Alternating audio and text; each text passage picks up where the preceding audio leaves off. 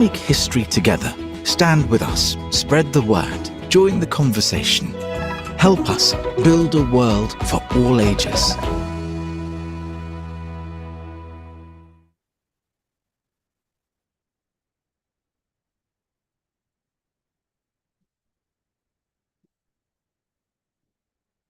Good morning, everyone. Yes, we've started with a slight delay, but that happens always when technology is involved. Good morning, everyone. My name is Maciej Kucharczyk. I'm Secretary General of Age Platform Europe, and I'm very proud to welcome all of you at this annual conference led with us, turning 25 years of advocacy of Age Platform Europe into action for the rights of older persons. I'm really delighted to at this occasion because indeed it is for us an anniversary. It's a moment when we can look back, take stock of actually of what we have done, but also building on all the achievements, but also remaining challenges. We can plan actually what we want to do in the future. And when I look back over the last 25 years, indeed, age has achieved a lot. I think we can be proud of our action. Today, issues relating to older people, let it be questions about long-term care, adequate pensions, but also inequalities between older men and women. All these issues, I would say, they are much prominently present actually in political debates. So this is something, and there is a greater attention paid to these issues. But of course, for us, this is not enough. We would like to really achieve a society where all ages are actually looked with the same, let's say, without any bias, to give the opportunity to size actually what aging population, what older people have an offer for our society. So that's why all this question about how we can as well use the current momentum, which is certainly a historical moment, because as you know, there is this decision at the level of the United Nations to set up an intergovernmental working group, which has started the process of drafting of a binding international instrument on the rights of older persons. So this indeed coincides very timely, I would say, with our 25th anniversary, and this is what brings us today. We are really, as Age, truly honored by all this outstanding lineup of speakers joining us today. And of course, by the strong participation of all of you here in the room, but also this conference is streamlined online. So of course, we are followed by many people as well joining us online. Maybe some housekeeping information, like yesterday, we've got interpretation. English is channel 1, Français, canal 2, Italiano, 3. I also thought that maybe many of you are very active on social media. So of course, if you would like to disseminate and to send any information on our conference, please do it. And on social media, you can use the hashtag AgeConf26. So that will facilitate, I would say, to gather and to stream all the information about what we are discussing here. Of course, please also note that photographs will be taken during the event. So if you do not consent in using your image, in that case, please let us know, one of Age staff. And also, I think we do remind this every year. So it's almost something which goes without saying. And still, we think it makes importance to remind that there is this question of language that we use when we speak about aging. So we would like to once again remind what Age has developed, which is the inclusive language about older people, about aging, because we want to avoid any anti-ageist communication. So actually any ageist communication. So we do have guidelines. We consider that words actually they have power. So we use, at least for English, this example of elderly. Elderly is a term which actually refers to only certain aspect when we are older. Not all older persons are frail. Older people, older persons, older adults, this is actually the term, these are the terms that we prefer actually to be used. Having said this, I think that many of you have noticed behind me, there is this beautiful board. So you are probably wondering why we have something additional. So I'm very as well pleased to welcome with us, welcome an artist, Silvia Alba.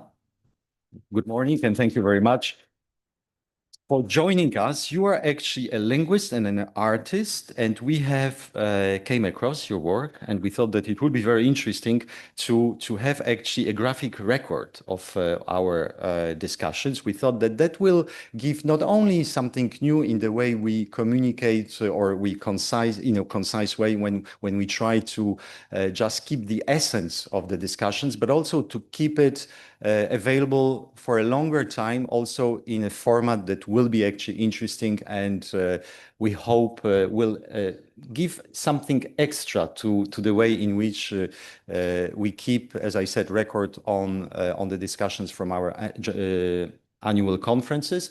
So during the morning, we will have, and actually we will be able to see, right? It's a work in progress.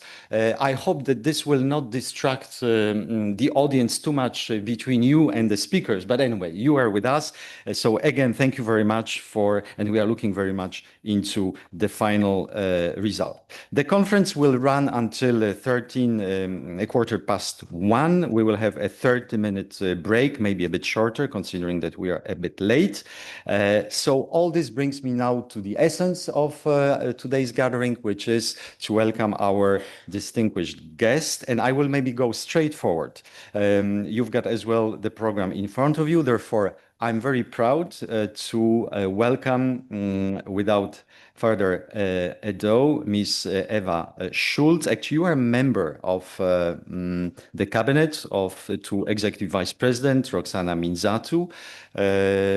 The Executive Vice President actually has an impressive portfolio. We discussed this during the coffee. It covers so many policies, including equality, social rights, skills, quality jobs, intergenerational fairness, preparedness. So all these issues which directly or indirectly are linked as well to what we are discussing and what we are working as age. We are absolutely, how to say, honored that you can be here with us, and we will be, of course, very much interested to hear how Executive Vice President Roxana Minzatu approaches the issue of aging population, older people, and how we can build together as well on this new element, which is the upcoming Convention on the Rights of Older Persons, together with the European Commission. So without further ado, Madam Schulz, I pass over to you, and it's up to you to choose whether you would like to speak from here or with the mic on the podium.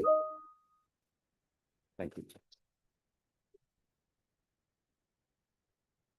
Thank you so much, Maciej. I feel comfortable standing here somehow in front of such a beautiful and full room, full of wealth, experience, skills, and richness in all senses. And what a wonderful introduction to this morning, not least with this video putting us in inspirational spirit and with beautiful designs or pictures evolving next to me. Thank you very much to begin with for the invitation to my Executive Vice President, Roxana Minzatu, who indeed has a large portfolio and a very long title. And she's responsible and working on a lot of topics of relevance for today. And to cut her title short, she often calls herself Commissioner of the People. Of course, you would think that the whole commission, all the commissioners are commissioners of the people or for the people. And that's true, but I think she has a lot of topics in her portfolio that are particularly important in people's daily life and close to our hearts. So as much as she would have liked to be here today, and she's a keen partner to Age Platform and to your work, I'm very happy and honored to be here. And I consider today, a very important opportunity, of course, with your annual meeting, and not any annual meeting, but your 25th annual meeting. But it's also part of a dialogue, of a process that we have initiated, and that you have with the Commission since many years, and that should, of course, continue. So thanks a lot to begin with. Indeed, we are always facing important events, developments, challenges, but I think 2026 indeed is a particular point in time for many reasons. And of course, the demographic development is one of the aspects putting a particular angle to our context, which sometimes is described, portrayed, and experienced as challenging, but which should by all means also be considered and lived and worked with as a time full of opportunities. And I was glad that you brought up the issue of terminology here initially, and I make a caveat right away for probably using the wrong terminology or less pertinent terminology at some points. But I think it's very important, not least, that we start and get used to, in all our institutional work, the relevant terminology. I'm also thinking of, and just on a personal note before I go into what the Commission does and still intends to do and needs to do, just on a personal note, I think it's also time that we start changing the tone in which we talk about age. I'm a woman of a certain age who often has to face, you come to a certain age where you need to see medical professionals more oftenly, and you start to forget things. And I for a period of time, I heard so often, it's the age, it's age, it's age, it's the age, with such a negative tone. I am a little bit already facing, I hope, many years ahead of me. I don't want to hear that negative tone anymore when we speak about age. And I'm sure that you're facing it in daily life and work as well. I really want to think that we can speak about age as something extremely positive, a wealth, as I said initially, and something that inspires and transpires the foundations on which our societies have been built and continue being built. And with an aging population, we have a lot of that wealth that we really need to cherish and make use of in the best possible ways, also in our policy making. And this, I think, is where I come to the opportunities that we see in working with a life cycle approach that we try to do throughout this large portfolio and in the different policy initiatives for which Roxana Minsato is responsible. Of course, we have as a framework, and I need to, and I want to start there. Of course, we have as a framework the whole Union of Equality, our responsibility for and our daily work to think differently about aging, to fight stereotypes, to fight age-based discrimination, to rather promote diversity and inclusion in everything from the workplace to society at large, in health places or housing, what have we. And of course, this is no news to you, but as the Executive Vice President responsible for coordinating the whole Union of Equality and working very closely together with Commissioner Labib, the responsible Commissioner for Equality, we have that framework as a basis for our everyday work. How do we make reality out of the principles, the legislative framework, the policies put in place to make the Union of Equality a reality where everyone can live and thrive and lead fulfilling lives? So, of course, this is path, work that continues over many, many years, that started several years ago. But I think you're aware that last year when we presented a study on age equality and age discrimination, we identified both important and good measures taken across member states, but identified gaps and opportunities as well, where not only from an equality and values and responsibility point of view, but also from an economic and social impact point of view, there is a lot still that can be done in terms of everything from filling important gaps in the labor market to ensuring that people of all ages can enjoy better health systems, and making sure that the trust and social cohesion in societies where we live is something that is broadly enjoyed by all generations, by all members of the society. So having that as a framework where we consistently and continuously need to work on not only making existing legislation a reality, but pushing further legislation. And I think particularly about the proposal for a horizontal equal treatment directive that we've been negotiating soon for 18 years. And it's shameful to stand here and say that we have this beautiful proposal that we haven't managed to make reality yet, but we are not giving up. And we work closely with the different presidencies of the council to still, the last stretch, make an effort to make sure that this gets concluded and hopefully in place.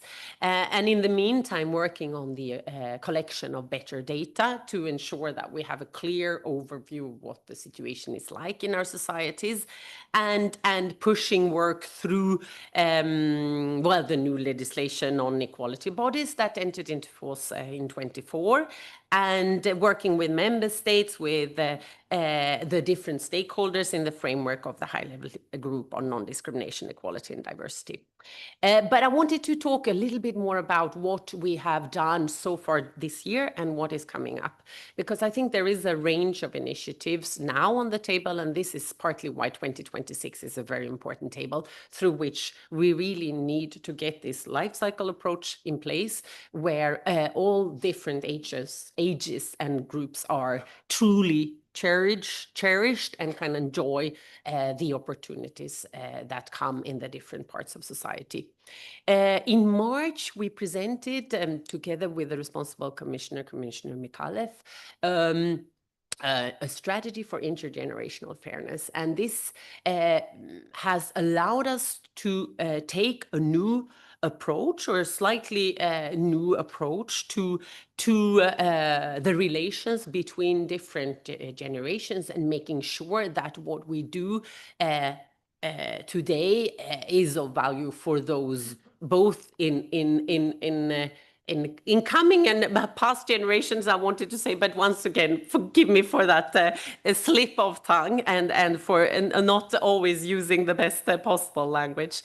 Our common aspirations are what is important here: the security, opportunity, and dignity, and a sustainable future for all. And through that strategy, we are establishing an intergenerational fairness index, through which we will assess that all different policies and policy measures fulfill the needs for different generations, different groups, different age groups, and fill so that we can fill the gaps in different policies. We will organize a demography forum early next year, and after having thought of a range of different initiatives to move forward on the basis of the intergenerational fairness strategy, a longevity roadmap is the initiative that will come out of this as the initiative in which and through which we can engage in dialogue and joint efforts to really map age-specific policy issues for all age groups and identify strategic opportunities.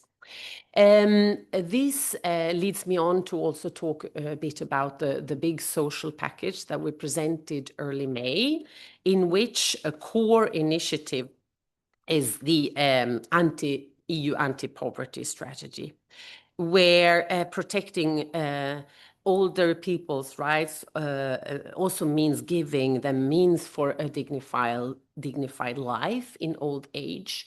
And we had a lot of discussions when preparing for the anti-poverty strategy about all the persons that are part of the most vulnerable groups that are exposed to the most serious poverty, of course, but also about the increasing affordability crisis that affects so much larger groups in society, not only the poorest and the most vulnerable. So economic security, of course, is a foundation for participation, health, and well-being, and efforts to tackle poverty therefore must be directed not only to those furthest away from society and from the labor market, but those who are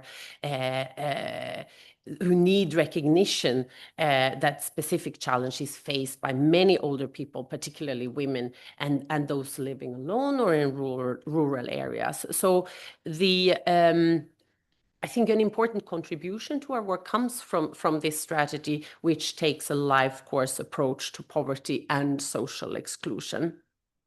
And in a work started with the presentation of this strategy should reflect inequalities that are built up through a lifetime, that are not only appearing at older age out of a sudden, but are a result of the lives that we have lived over time. So we will, as one initiative in the context of this work, we will present in 2027 a report on adequate social protection in old age, integrating the analysis of pensions and long-term care.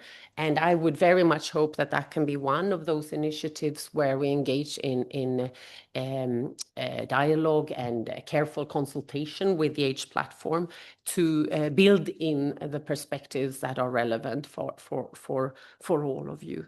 And that we can organize in that context dedicated high-level policy exchanges to feed our work with the experiences that you share from across Europe. In the social package presented in early May, we also had as part of that package a housing recommendation and an updated enhanced strategy on the rights of persons with disabilities, also those acquired over time, so also of relevance, I would say, in this context. And we, of course, have to give particular attention to the labor market, in which a quality job for everyone who can and aspires to work is of fundamental importance for quality of life. We started, this is fundamental to my executive vice president, to of course, not everyone is part of the labor market and can be part of the labor market, but for those who are and can be part of the labor market, good working conditions so fundamentally contribute to good living conditions.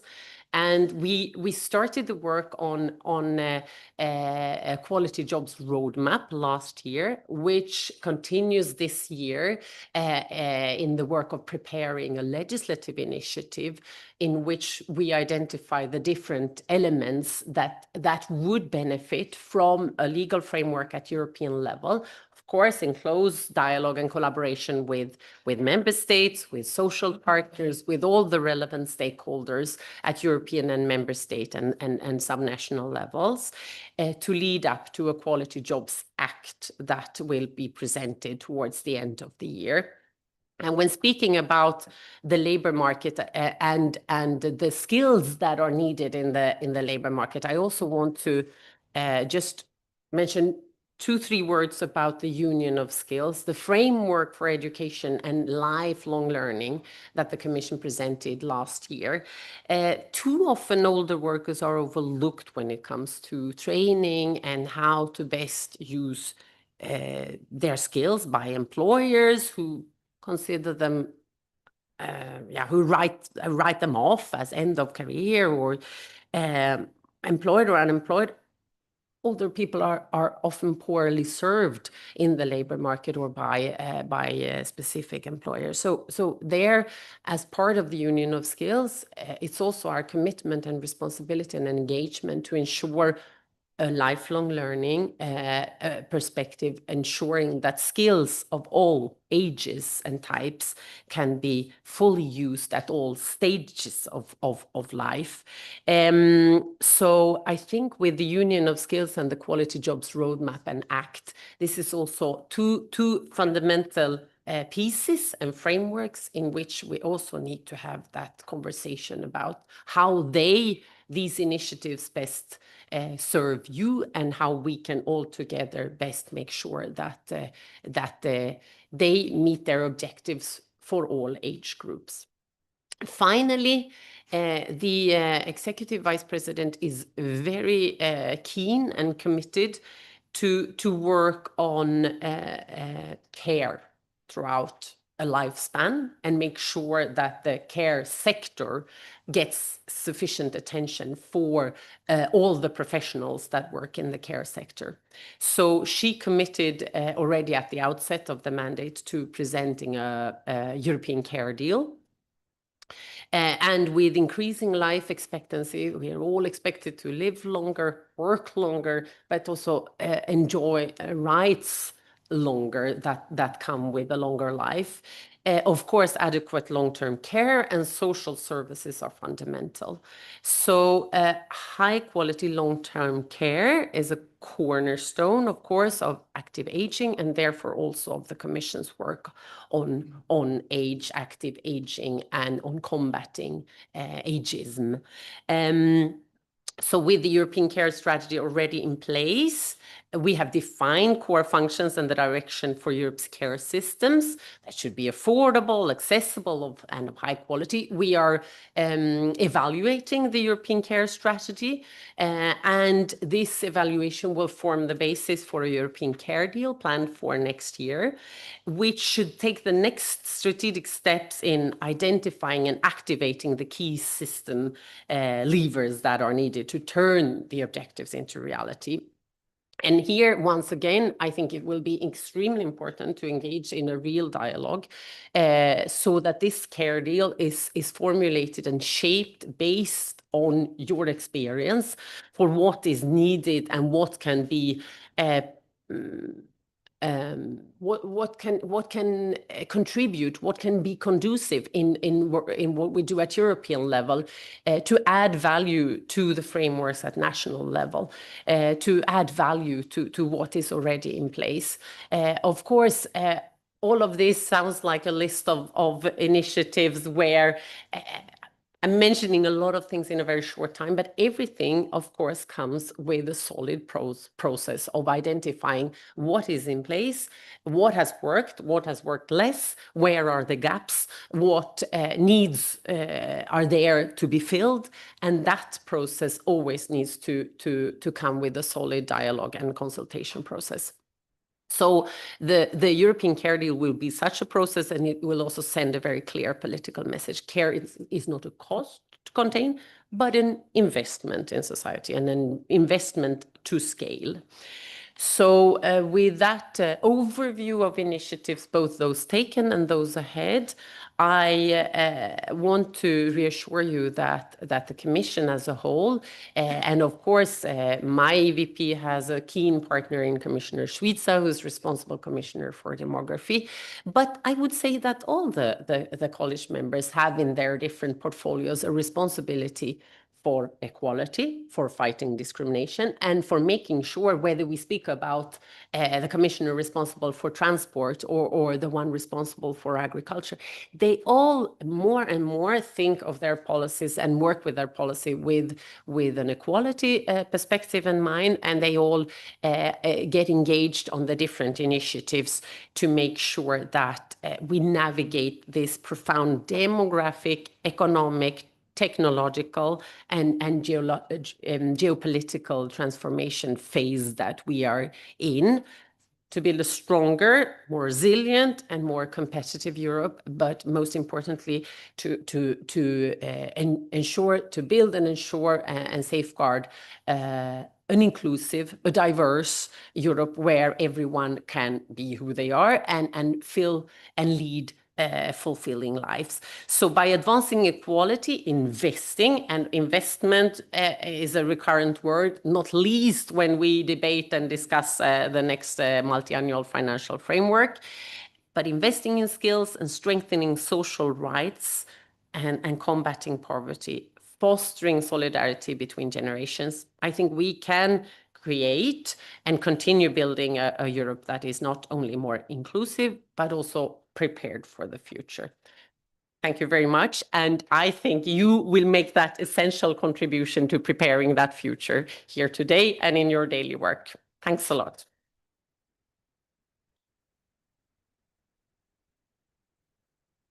Thank you very much, Eva, for giving us this overview of a very ambitious policy agenda. And what I liked, I think it's extremely clear from what you have just said, that there is the connection between the socio-economic objectives of this Commission, but also you mentioned at the very beginning the Union of Equality. This is one of as well equally important objectives of this current Commission. So actually making the link between how equality provisions through different initiatives can actually strengthen the other efforts of this Commission, as you said, on defense, on growth, competitiveness. So we do hope and count on us to work together with the Commission on all this huge, enormous, I would say, spectrum of different issues that are as well under the let's say, supervision of Executive Vice President Roxana Minzatu. Once again, thank you very much. That brings me then, we can move immediately to our next part of the program. I thought that maybe I would like to invite, we've got next for the next couple of minutes, we will have three actually speakers, two of whom are with us here in the room. So therefore, I would like to ask to join us here on the podium Her Excellency Barbara Sušnik, Ambassador of the Republic of Slovenia to the Kingdom of Belgium. Very happy to have you with us. And then Mr. Zvezdan Pirtošek, the new UN independent expert on the enjoyment of all human rights by other persons. So please, you can join us already on the podium. And online, I don't know whether, yes, we do have, I can see, good morning, Khaled, Mr. Khaled Hassin, you are Secretary of the UN Intergovernmental Working Group on Human Rights and Older Persons, and you are joining us from Geneva, I suppose. Is that correct? Greetings and good morning. Yes, indeed. Thank you. Therefore, I would like, of course, again, it's up to you to choose whether you would prefer to speak from here or using the microphone on the podium. So following the program, first, I will ask you, Mr. Pirtošek, to tell us actually, because it's true, it's just the very beginning that you have taken on this new role of the UN independent expert, how you see your mandate, how it can contribute to the elaboration of this upcoming legal instrument, let it be the convention, and how actually you believe that older people can contribute to this historical process. Thank you. Dear members of the Age Platform, drogi panie prezydencie Maciej, European institutions, Eva, and the distinguished ambassador, spoštovana gospa veleposlanica. Thank you for inviting me here very early in my mandate. And it's really a pleasure being here in Leuven, in this beautiful scholarly city of Europe, to celebrate with you the 25th anniversary. 25th anniversary is a sufficiently long period to observe whether an idea has truly taken root. Looking back over all these years, one sees far more than the growth of an organization. One sees gradual emergence of different way of thinking about aging and older age. Age has helped remind Europe that aging is not merely a demographic trend, nor simply a challenge for pension systems, healthcare budgets, or long-term care services. It is a fundamental part of the human experience and therefore a matter of human rights, citizenship, and participation. This may sound self-evident today. 25 years ago, when you started your pioneering work, it was not so. It was far less so. Even today, discussions about aging often begins with questions of cost, dependency, and sustainability. These questions are legitimate and unavoidable, yet they tell only a part of the human story. The other part is found not in the statistics and financial plans, but in everyday life. It is found in the grandmother who enables her daughter to continue working because she helps care for her grandchildren. In the retired engineer who continues to mentor younger colleagues. In the volunteer who spends afternoons supporting people who are more vulnerable than himself. In the neighbor who quietly cares for an ill spouse for years. Such contributions rarely appear in economic analyses, yet they form part of the invisible architecture that holds communities together. Older persons are not standing at the margin of society, waiting to be included. They are already among the people who sustain it. This perspective matters as we enter an important period in the international discussion on the rights of older persons. The ongoing negotiations within the United Nations concerning a possible Convention on the Rights of Older Persons represents a rarely and very, very important opportunity. Opportunities of this kind do not arise often. It's a generational opportunity, and we must take it on board. Eva, Ambassador, listen to what I say. It's very, very important. It's a generational opportunity. We must not lose it. When they do, they deserve both ambition and patience. The purpose of a convention is not to create new human rights. Human rights do not begin at adulthood, nor they do diminish with old age. The challenge is rather to ensure that rights already recognized in principle remain equally meaningful in practice throughout the life course. Many older persons continue to experience discrimination, exclusion, neglect, or barriers to participation. Sometimes these barriers are visible. Often they are not. They may be embedded in institutions, procedures, or assumptions that have become so familiar that we do no longer see it, no longer notice it.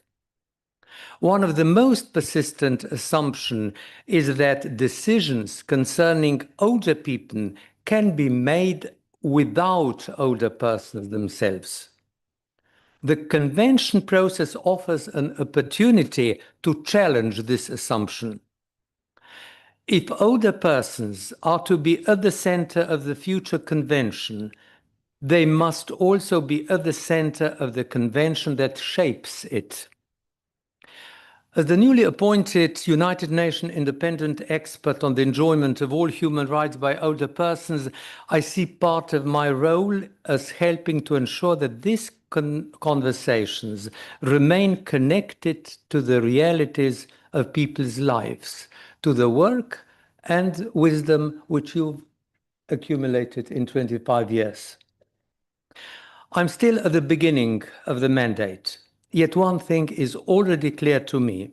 International mechanisms work best when they listen before they speak. This is why organizations such as AGE are so important.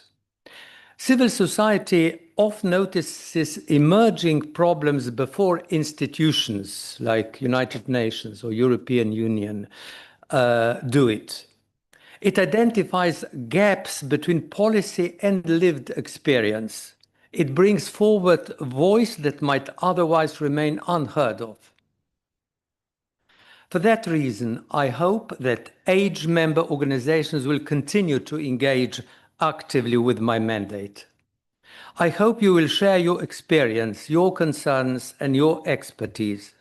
I hope you will tell me not only what works well, but also where older persons continue to encounter obstacles, exclusion, or discrimination. A mandate based on human rights must remain grounded in the realities of everyday life. I would also like to emphasize the importance of cooperation beyond national borders. Many of the challenges associated with aging societies are shared across countries. So too are many of the solutions. One of Europe's strengths has always been its ability to learn from different experiences and to build partnership across languages, cultures, and political traditions.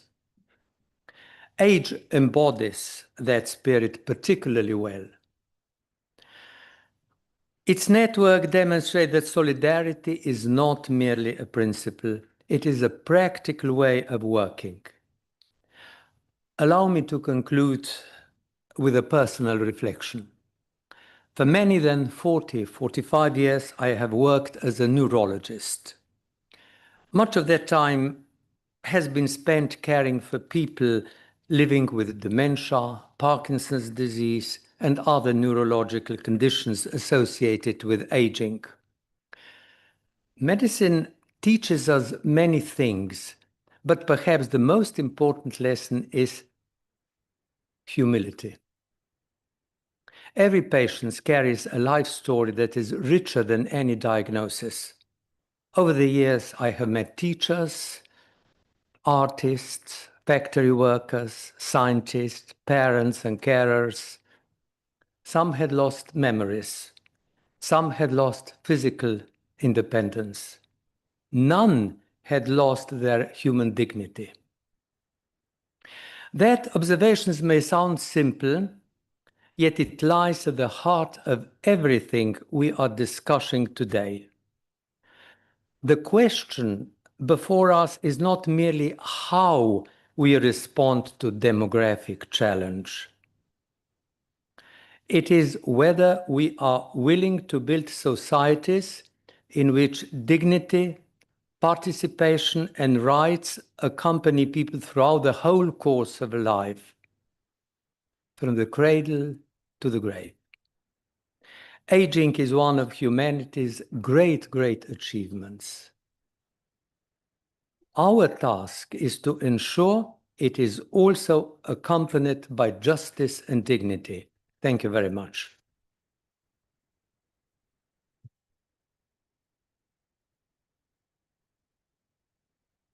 You addressed me very kindly in Polish, in my mother tongue, therefore, najlepsza chwala.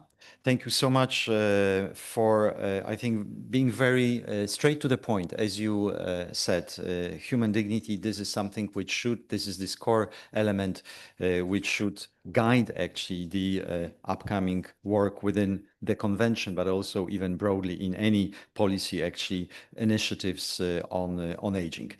That brings me now to you, Ambassador.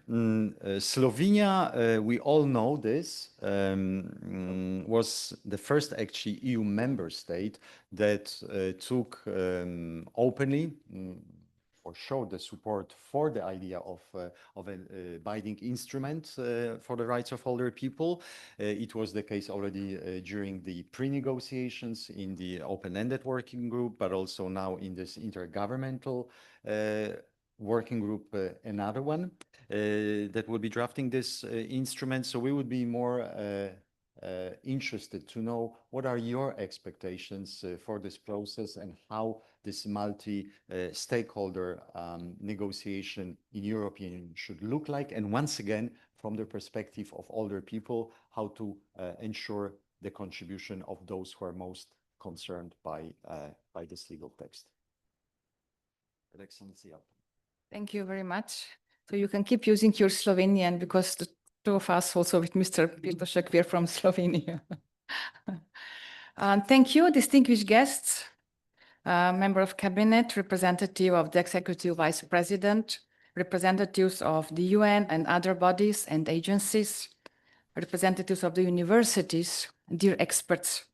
I wish to thank the Age Platform Europe for inviting Slovenia to the Age Annual Conference and for the opportunity to deliver opening remarks at this event that we do consider as very important. And above all, I wish to express heartfelt appreciation to Age Platform Europe, and of course, congratulations for 25th anniversary, and for your immense work and leadership in promoting and advancing rights of older persons, including the tireless work advocating for a new legally binding international instrument specifically addressing the rights of older persons. Promoting of the rights of older persons, it's a long-standing priority for Slovenian foreign policy on human rights. For more than a decade, we have been advocating for stronger protection at the global and international level. I can tell you, when I was posted to Strasbourg at our permanent representation to the Council of Europe more than 10 years ago, I took the floor very often and asking for better protection for the rights of the older persons.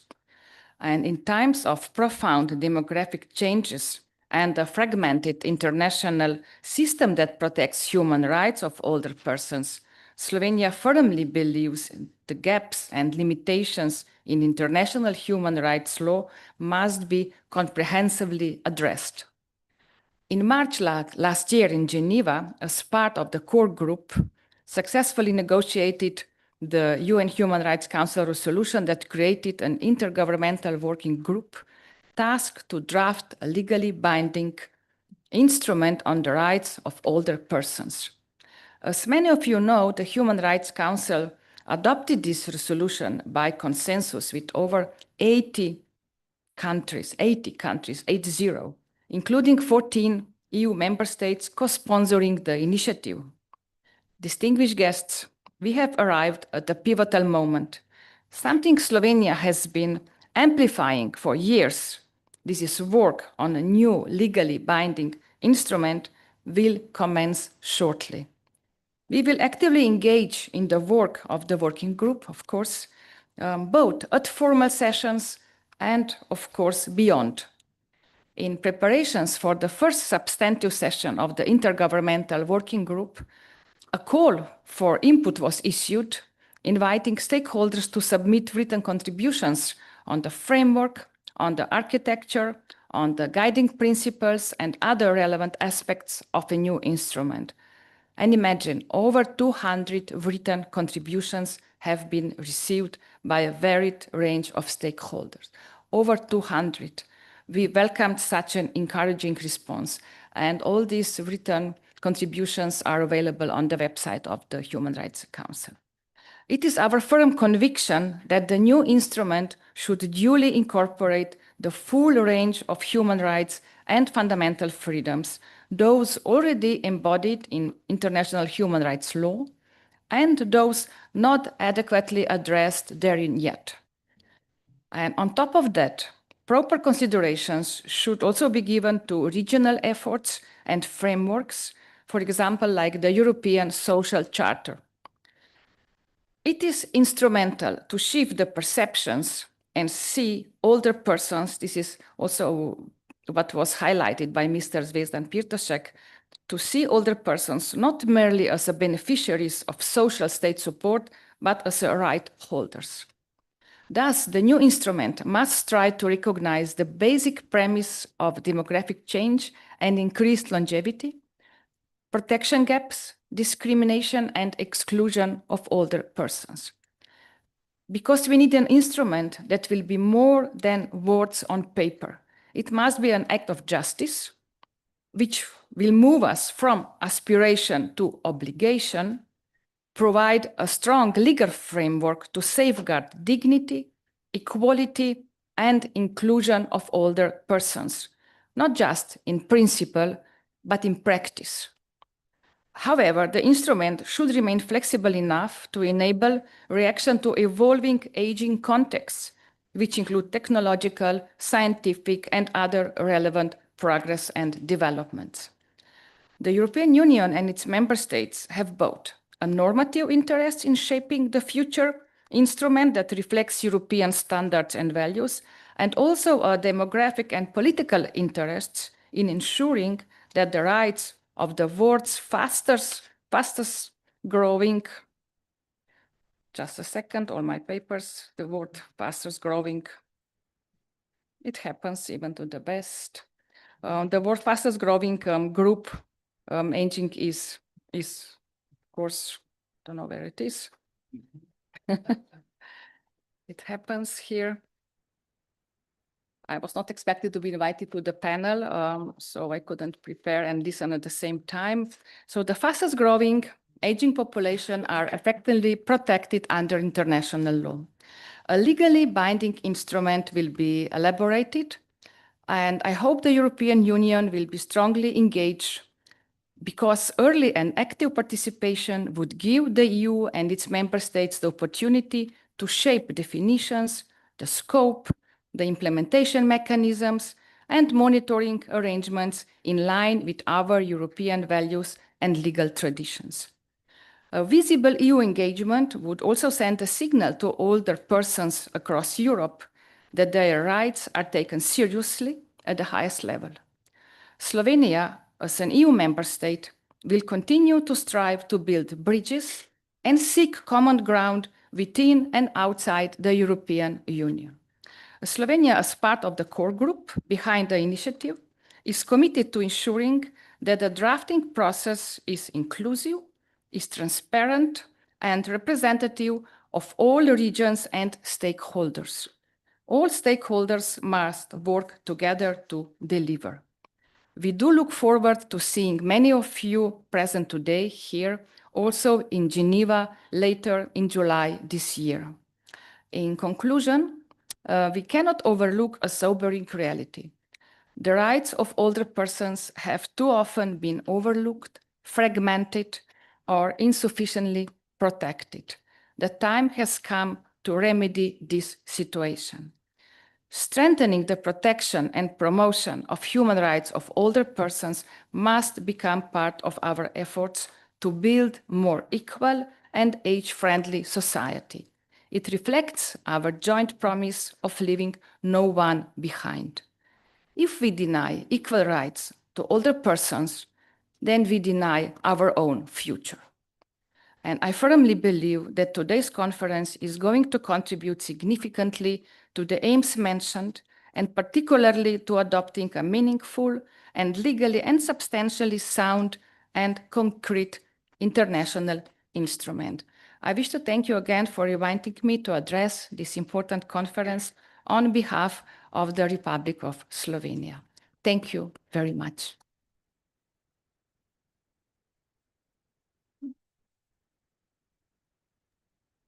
Ambassador, Her Excellency, thank you very much. You again added, I think, something absolutely crucial for this debate. Yes, there is a critical mass, I think, in the discussions about how we should move forward to strengthen, enhance international standards for equality between different age groups. So here we know that we can count on Slovenia, you leading by example, showing that actually all EU member states do have an interest and I would say responsibility in this process. I think there is no international UN convention that can take really place without a strong dedication and engagement from the EU. Therefore, once again, thank you very much to you and to your country for this leading example. That brings me now to our third speaker. Is everything technically okay? Are we connected? Yes. So in principle, Mr. Hassin, dear Khaled, are you with us? Yes, greetings from Geneva. Can you hear me?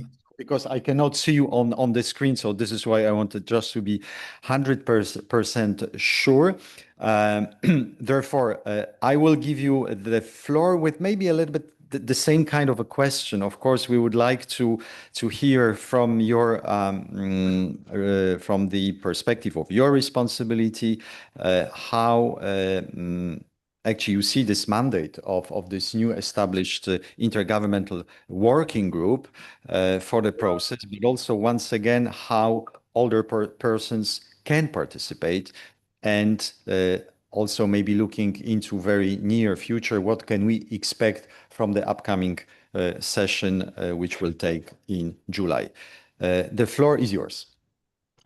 Thank you very much. And allow me to start with expressing my gratitude to all the work Age Platform has been doing for decades now, for convening this conversation, the invitation, and also special thanks to Nena Georganzi and Apolline Parel.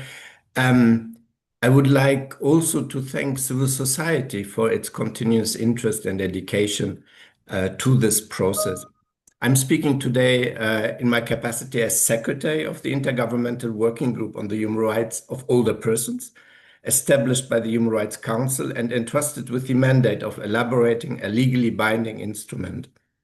And as Secretary leading the Secretariat, we support the Chair and Bureau to facilitate the intergovernmental process and to ensure its smooth functioning in accordance with the relevant Council resolutions and UN rules of procedure.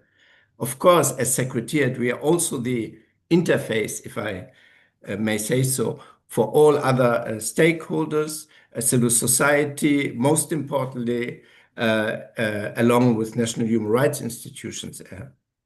Our role is to provide neutral and impartial support to the state-led process, to avoid even the perception of prejudging the substantive negotiations ahead. The Secretariat does not substitute itself to the chair or any member state, nor to the thematic or programmatic work of OHHR, neither to any of its independent mechanisms, who all may have already developed substantive positions on the subject matter. This is really important to note from my perspective as Secretary of this Intergovernmental Working Group. The direction and the content of the negotiations remain in the hands of member states and are informed by the contributions of all stakeholders, including civil society, national human rights institutions, and precisely older persons themselves. According to the resolution 5813 establishing the working group, it will meet for 2 sessions a year. The work of this process will not be confined to the conference room and will continue beyond these sessions, meaning that there will be an intersessional period where civil society engagement can be and will be critical and most consequential. Building coalitions, sustaining political momentum, and ensuring that the human rights of older persons remain visible on national, regional agendas between sessions are critical contributions. Equally important is any initiative that enriches the evidence base, whether through research, litigation, treaty body engagement, or structured dialogue with older persons themselves. It is through that accumulated evidence that states are able to articulate with precision and legal authority what is specific and essential about the human rights situation of older persons and what must therefore be reflected in a global minimum standard. At the end of the process stands the submission of a draft international legally binding instrument on the human rights of older persons to the Human Rights Council. And it will then be for the Council and subsequently for the UN General Assembly to take action. It is important to draw your attention also that these are two different bodies, with the Human Rights Council having a slightly different membership configuration and consequentially also different dynamics that are happening at the Human Rights Council and at the UN General Assembly. As to participation, right now we are at the very beginning of the process, and the working group operates under the Human Rights Council and follows the rules and modalities applicable to intergovernmental bodies of this kind. Hence, on participation, the Intergovernmental Working Group is open-ended. This means UN member and observer states, UN specialized agencies, and other international organizations, national human rights institutions with A status accreditation, and NGOs with ECOSOC consultative status are allowed to intervene. Beyond this, there are many pathways through which civil society perspective can support this process. And I want to be also clear about something that is sometimes overlooked. Formal presence in the room is not the only engagement possible. It's just one among many other avenues of engagement, and not necessarily always for every actor the most consequential one. As a matter of fact, civil society organizations, older persons networks, national human rights institutions, professional associations, and others can and do engage with the process through multiple channels which do not require ECOSOC status. One critical avenue is through written contributions, and it was already mentioned by His Excellency Ambassador Schuschnigg, the high number of written contributions that we have received. And as many of you are already aware, in order to ensure open and transparent consultations, the chair has launched a formal process to receive these written contributions and to gather all the views on the overarching framework, core principles, and overall structure of such an instrument. We have indeed received this high number of submissions, and it's important to note that this will remain as evidence, and these submissions remain as evidence for the process to go. So it is for the first session as per call, but it is something that will support the process all through.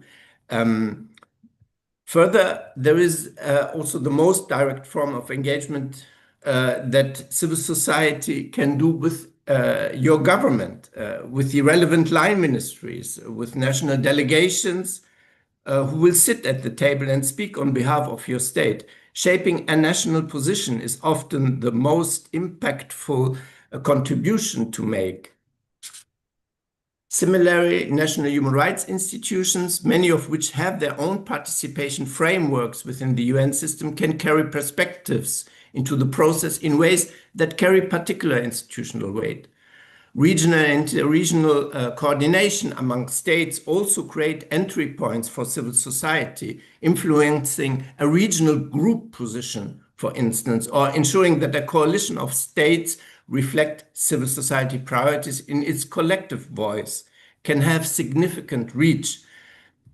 Also, based on past experience, I would encourage organizations to consider which channels of engagement are most available and most effective for them to maximize their impact, whether that is direct participation under ECOSOC rules, or engagement with national delegations, or with national human rights institutions, or coordination within regional civil society networks. I should also add that for those organizations who are considering or reflecting about applying for the ECOSOC status, it is something that I would encourage strongly as we go forward for this process. The Secretariat, of course, remains available to provide further information on guidance on modalities, accreditation, and the documentation cycle. And I see I've exhausted my time. I look forward to the discussions today and to continued engagement and collaboration with all stakeholders in this governmental process ahead, and looking forward to seeing you in Geneva. Thank you very much indeed. Thank you very much, Khaled. I know it looks extremely complicated, the process of drafting of a legal binding instrument. There are procedures, there are all those rules, this question of how you, in your role of the secretary of this Intergovernmental Working Group, you will be, how to say, supervising and making sure that all this is taking, or it's actually conducted in the right way. So it's a huge responsibility. We understand that we can count also on your support, because yes, we don't want to get lost in this process. As civil society, as older persons, we want to contribute as much and as possible at every stage of this process. So once again, thank you very much for giving us the guidelines, and see you soon, because yes, the upcoming session is very soon, so we will have further occasion to meet and to discuss. That brings me now, I know we are behind the schedule. We have initially foreseen to share with you at this moment of the program some actually testimonies, because actually the essence of this discussion is also how to bring actually the voice of those who are concerned by the convention, by the legal aspects, how they can themselves to take the floor, whatever their capabilities, wherever they are, whatever the mean of, let's say, communication we can use. But we will move this part a little bit later. So now I will just go straight forward to our keynote speaker. So I have a great pleasure to welcome with us Dr. Lucy Widowiczova. You actually, you are assistant professor, right, at the Department of Sociology in Masaryk University in Brno, in Czechia. But also you are co-founder of the Center for Research on Aging. And actually the title of your speech is, I think, very intriguing when you say, "Can I retire?" Because you will tell us on your reflections on the 25 years on aging research on advocacy towards the UN Convention. I do hope that you will not retire, that this is the message that you will bring to us. But without further ado, please, up to you, Lucy, if I may, from here or up to, yeah, perfect. The floor is yours. Thank you very much. Thank you for the invitation. Please accept my apologies for weak voice. You may say that I lost my voice because of the environment, and how symbolic is that? And I want to share a little of my thoughts, and it will be nothing that you haven't heard already or even experienced, but I want to share the journey. And the slides will be operated. Wonderful. So I'll just let you know the next one, right? Perfect. But early in my career, I received an email from a lady who had heard about my research on older people. And she asked me, "What is your research good for?" So I typed back a polite answer about reports, conferences, and publications. And she replied, "No, I'm asking, how is it going to be useful for my own life, for the lives of older people?" And that was a wake-up call.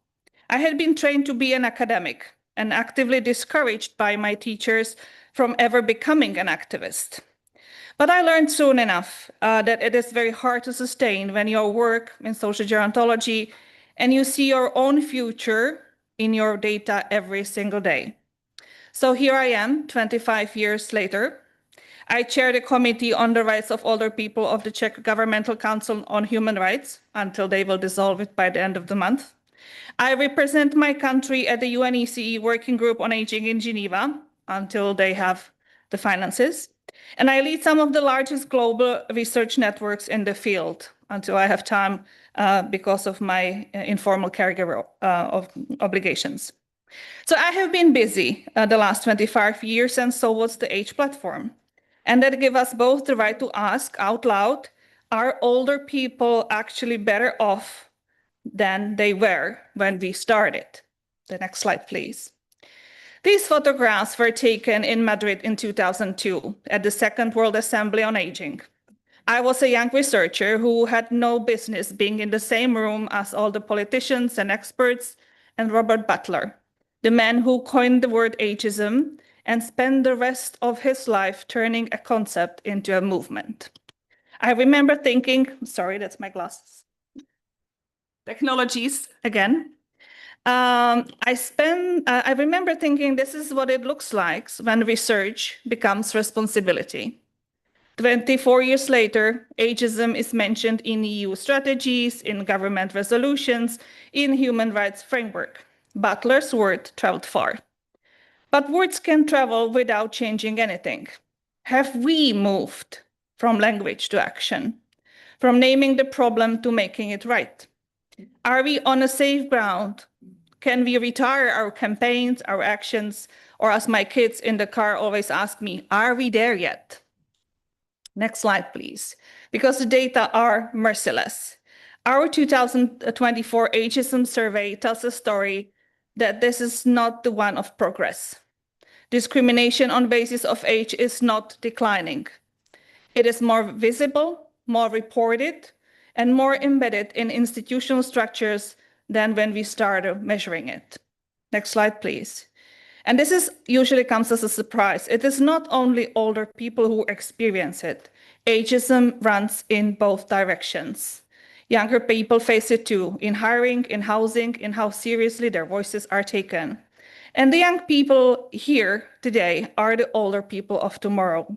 The discrimination we fail to stop today is the discrimination they, or we, will feel and live with.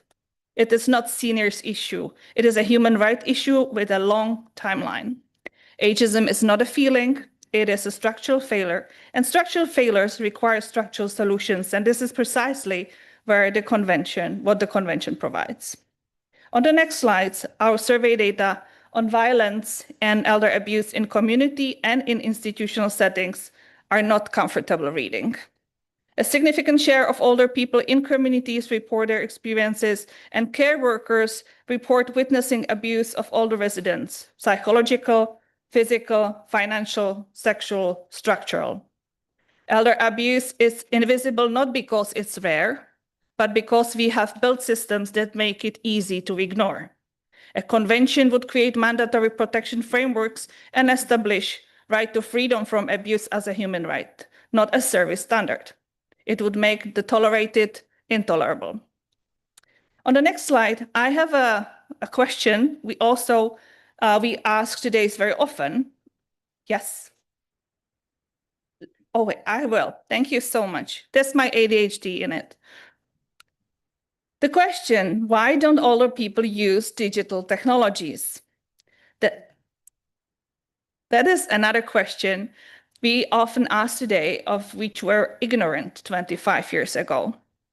Our survey on Czech adults age 60 and above gives a clear answer. It is not incapacity. More older non-users have made a deliberate choice. They have lived full, well-organized lives without digital technology. They are not failing to digitize, they are declining to. If we treat this as a failure, we design interventions that are condescending and ineffective. If we treat it as a legitimate lifestyle choice, we are asked to force the harder question. Are we building digital public services that structurally exclude older citizens and then blaming them for being excluded? Digital inclusions cannot mean digital compulsion. A convention should protect the rights to access services throughout non-digital means and underline also the need to continuous education, because even today's younger people will be outdated towards the newest technologies that are coming in the future and today don't have name or usage yet, just maybe in the sci-fi movies. On the next slide, I share another story about demographic paradox. Whether a country has a 40% of its population over 65, like parts of Japan, or 16, like in the United Arab Emirates in 2050 projection, the political responses tend to be the same, regardless of the number. Just alarm. The Great Tsunami, the Silver Time Bombs. We heard this language in 1995 already, and it's back now, louder, and spiced with something new. rising nationalism that frames demographic change not just as an economic problem, but a civilizational crisis. This rhetoric doesn't describe a problem, it creates one. It frames older people as a cost rather than citizens with rights. And we have seen this film before. The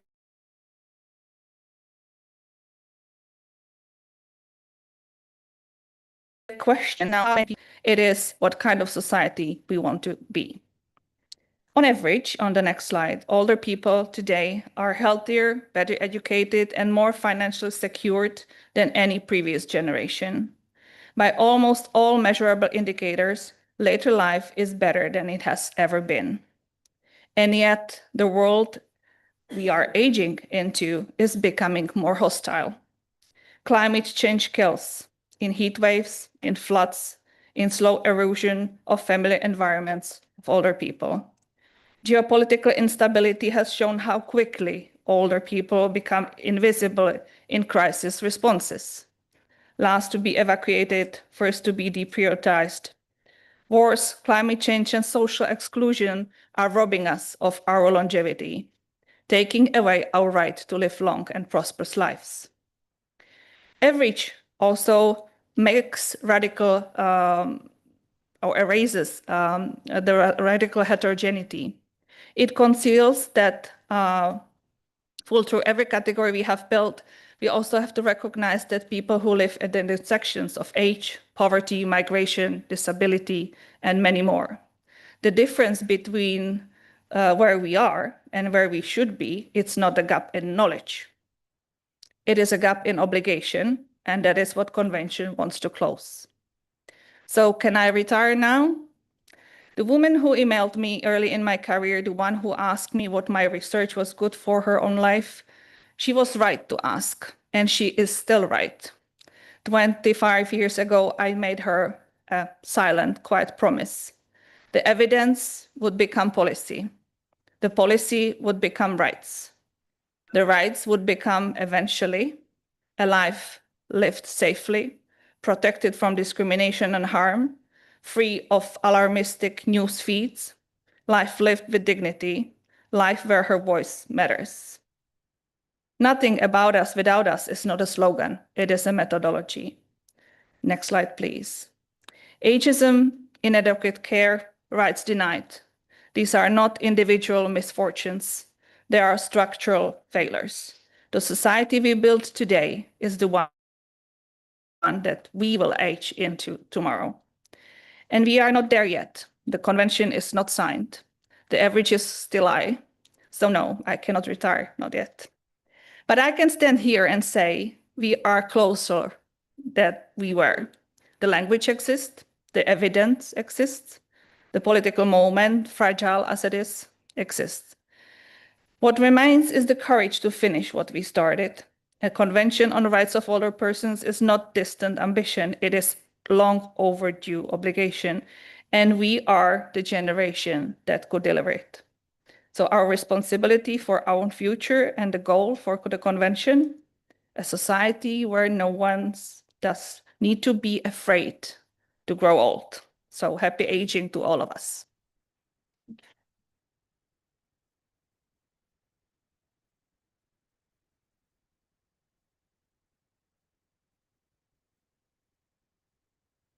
Thank you very much. I think your last slide says another essential element for our discussion. We are not talking here about individual misfortunes. We are talking about structural failures. And this is what actually the convention, any actually new initiatives, policy processes, but actually, yes, concrete solutions, this is what they need actually to address these structural actually failures. And also you reminded us, it's true, Robert Butler, the American researcher who coined actually term of ageism, when he did it more than now 50 years ago, right? He spoke it's true, it was not only about old age, it was also ageism, can go in both directions. We as age are very conscious of in our strategic thinking that it is a question of age equality throughout life. We are very much also looking at the inequalities and difficulties that the younger generation face today. And also, as you said, younger people of today, there are future older peoples. Thank you once again for your keynote speech. And yes, we are reassured you are not retiring, so we can actually count on this cooperation, also input from research to the upcoming work around the convention. Now, having said this, we move time to then follow with the first roundtable, from grassroots voices to global norms. I have a great pleasure to hand over actually to my compatriot, which is always extremely nice, but it is not our, let's say, affinity of our nationality which matters. Anna Jabiera, you are actually work at the Office of the Commissioner of Human Rights in Poland. You also represent the European Network of National Human Rights Institutions and in the Global Alliance of National Human Rights Institutions Working Group. So again, very happy to have you as the moderator. You know us, we know you. That's why we've asked you for this important role, and you will then introduce the speakers and moderate this session. Over to you, Anna. Thank you so much. Hello, can you hear me with the mic? Hello, everyone. It's a great pleasure to be here, and it's great we will have the panel together about the participation of older persons in different processes, and also about how AI can enhance citizen and older persons' participation. And I will start with introducing our panelists, our speakers. It's my great pleasure to introduce Miguel Ángel Cabra de Luna, who has great experience in social economy, social affairs, and human rights. He represents the platform of older people and pensioners, PMP of Spain, and he is now a member of the board of directors of Age Platform Europe and member of the board of Spanish social economy, among others roles. Second speaker is Chris Seroyen, who has a long career in the Belgian Trade Union Confederation, ACV-CSC, and now he is active as a volunteer in OCRA, a Belgian seniors organization, and he is a judge in social affairs in the Antwerp Labour Court. And it's a great pleasure also to introduce Dr. Caroline Emmer de Albuquerque Green, who is a director of research and head of public engagement at the Institute of Ethics in AI at the University of Oxford. And we'll have a first round of questions, but actually because Caroline will need to leave us sooner, so we will start with Caroline and with the question to Caroline, and then we'll go back to you. And so my first question actually will be then, how can digital and AI-based participation tools be used to ensure inclusive, ethical, and meaningful participation of older persons? Can you perhaps share successful examples of citizens' consultations or research projects that we can learn from? Caroline, over to you. Sure. Thank you so much for having me, and congratulations to Age Platform Europe for this event, for convening us, for all your incredible work. And I do, first of all, I'm very grateful for being able to be online, but as you just mentioned, I will have to rush off as I have to make my way to the airport. So I'm sorry about that, but I know that there are some more people in the room who know about this work and who hopefully will be able to answer any questions. So let me just answer the question you just posed me. I'd like to say the Convention on the Rights of Older Persons is the first convention to be drafted in the new age of AI that we're in now.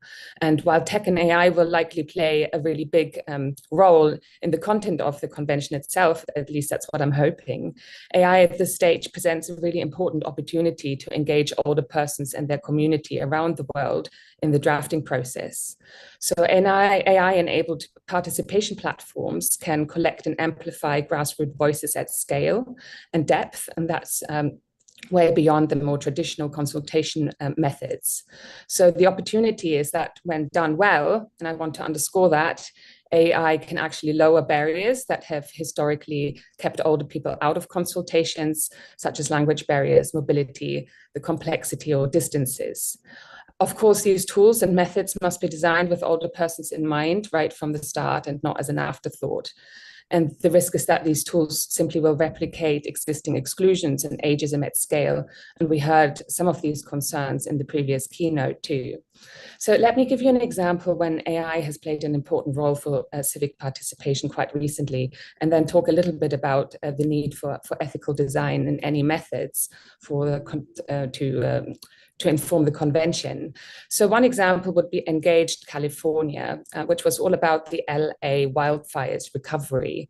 So following the devastating Palisades and Eaton fires in January 2025, California launched Engaged California, a government-run deliberative democracy platform. So what did it do? Over 3,000 community members participated across several months in a structured digital deliberation on wildfire recovery priorities. AI tools synthesized the long-form, detailed public comments into a policy action plan that explicitly traced back to the underlying public voice, meaning participants could actually see their input reflected in outcomes. And that's very important. It's whenever we hear people's voices, it only becomes meaningful when you actually see action coming out of it and policy inputs coming out of it. The platform was available in 8 languages, and the state partnered with the City of LA, LA County, and community organizations to reach people who were harder to access otherwise and who lacked digital access. So why did this particular example also matter to older persons in that region? Older residents in Altadena, a predominantly senior community, were among the most severely affected by the fires and explicitly raised their needs on the platform. The hybrid outreach model, combining digital platform with community partnerships, enabled participation from people who might not have engaged through a web form alone, who otherwise would have not heard. AI synthesis ensured that qualitative, narrative testimony from older residents carried equal analytical weight as structured responses and wasn't just lost in a pile of submissions, as often we will see. So there are many more examples like this. However, we have to be really mindful that AI is a very emotional and loaded topic. I often see that when I come into the room and talk about the potential of AI, and specifically in the realm of older people. And of course, older people are still digitally excluded in many places around the world. So this raises important ethical considerations for digital participation to be inclusive, ethical and meaningful for older people and the people around them. And some of the principles, and 3 principles that really matter when using such a methodology, is first of all a hybrid design. So digital tools must complement and not replace in-person and, for example, telephone engagement, and older adults participate across a wide spectrum of digital fluency. So any platforms must really meet people where they are. And some of these examples that I could talk about, for example, in Taiwan, are actually using the technology through text messages on phones, so it's easier for people to work with. A second principle is that AI is a synthesis tool and not a gatekeeper to hearing people's in-depth stories. So a promising use of AI and participation is to synthesize these large volumes of diverse inputs into structured recommendations. And this makes every contribution legible to policymakers, including those from people who might write less formally or at length. But qualitative data still matters, and the individual stories of people must not be lost. And third, community organizations are incredibly important here. Government platforms alone will not reach isolated older adults or any AI tech platform. Partnerships with trusted local intermediaries like senior centers, faith communities, health services are essential to equitable reach. So the question is not really whether to use AI tools in this drafting process for the new Convention on the Rights of Older People, but how to use them responsibly so that older persons are not just subject to this convention, but active voices in shaping it far beyond of what we're seeing right now. Of course, these tools must be designed with older persons in mind from the start. And I'm really excited to say that in the past 6 months or even longer, many of the people who are actually present at this conference and beyond have shaped a project that will be using AI in the first pilot phase together with the Global Alliance on the Rights of Older People and local partners to use AI and participative tools to inform the drafting process on the Convention on the Rights of Older Persons. And we will have a kickoff workshop in October at the University of Oxford to start this off. And what's really important about this project is that it has been co-produced right from the start with the concerns of older people and their communities in mind, and with people working with experts like Ambassador Audrey Tang from Taiwan, who are very experienced and have got the expertise in working with these civic AI platform, as we call them. So thank you very much for giving me the floor first. And I am very sorry that I will drop out very soon, but I wish you all the very best for the rest of the day. Thank you.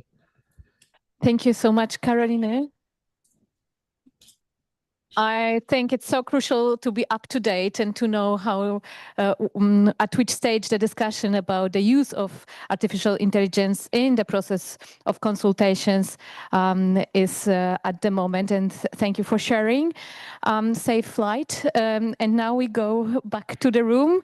I would like to ask, maybe before I will go with questions, because we are running out of time, there will be no Q&A after this panel, as I've heard, but please collect your thoughts, because you will exchange it during the coffee break, and maybe there will be time afterwards.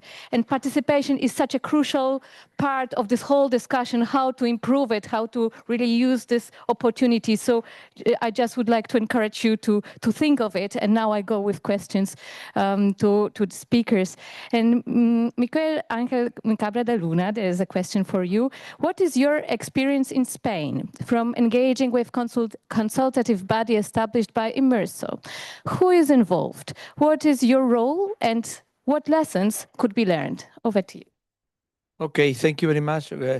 Thank you for inviting me to stay here with us in this General Assembly. I try to be brief in my answers. The experience has been very positive in my point of view.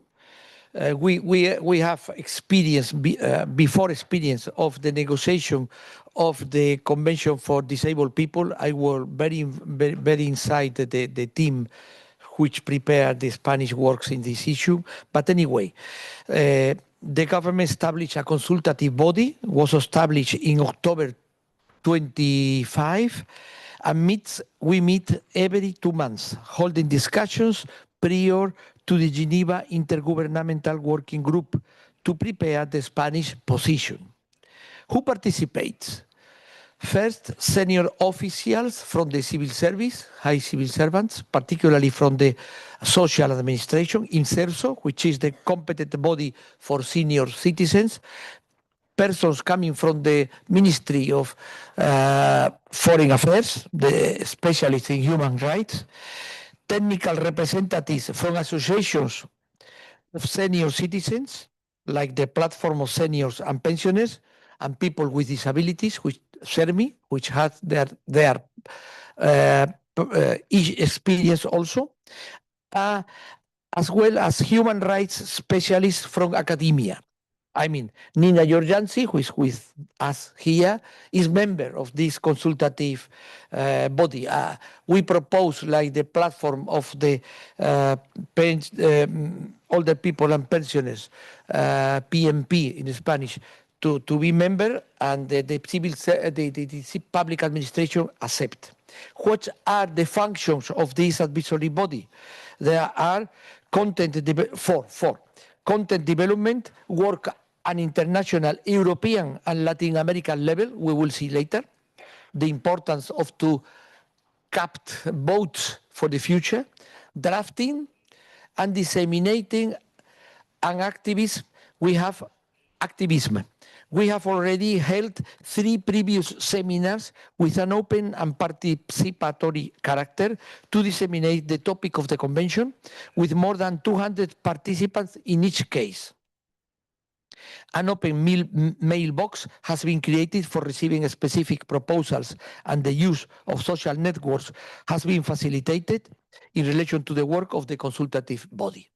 And finally, which are the lessons we learn in this process by the moment. First, utilization of the management capacities of senior organizations. We have to be serious to propose the adequate persons and to speak properly. Second, all of the participants, PhD. I don't want to be elitist, but things are like are in our world. Establish close relationships with the public administration. Loyal, professional, and highly competent cooperation and commitment. We are here to deliver results, not to be seen or to appear in a photograph. Balancing protection with the autonomy of older persons. The combination of protection rights and non-discrimination, including technological rights. And that's all. Thank you very much indeed.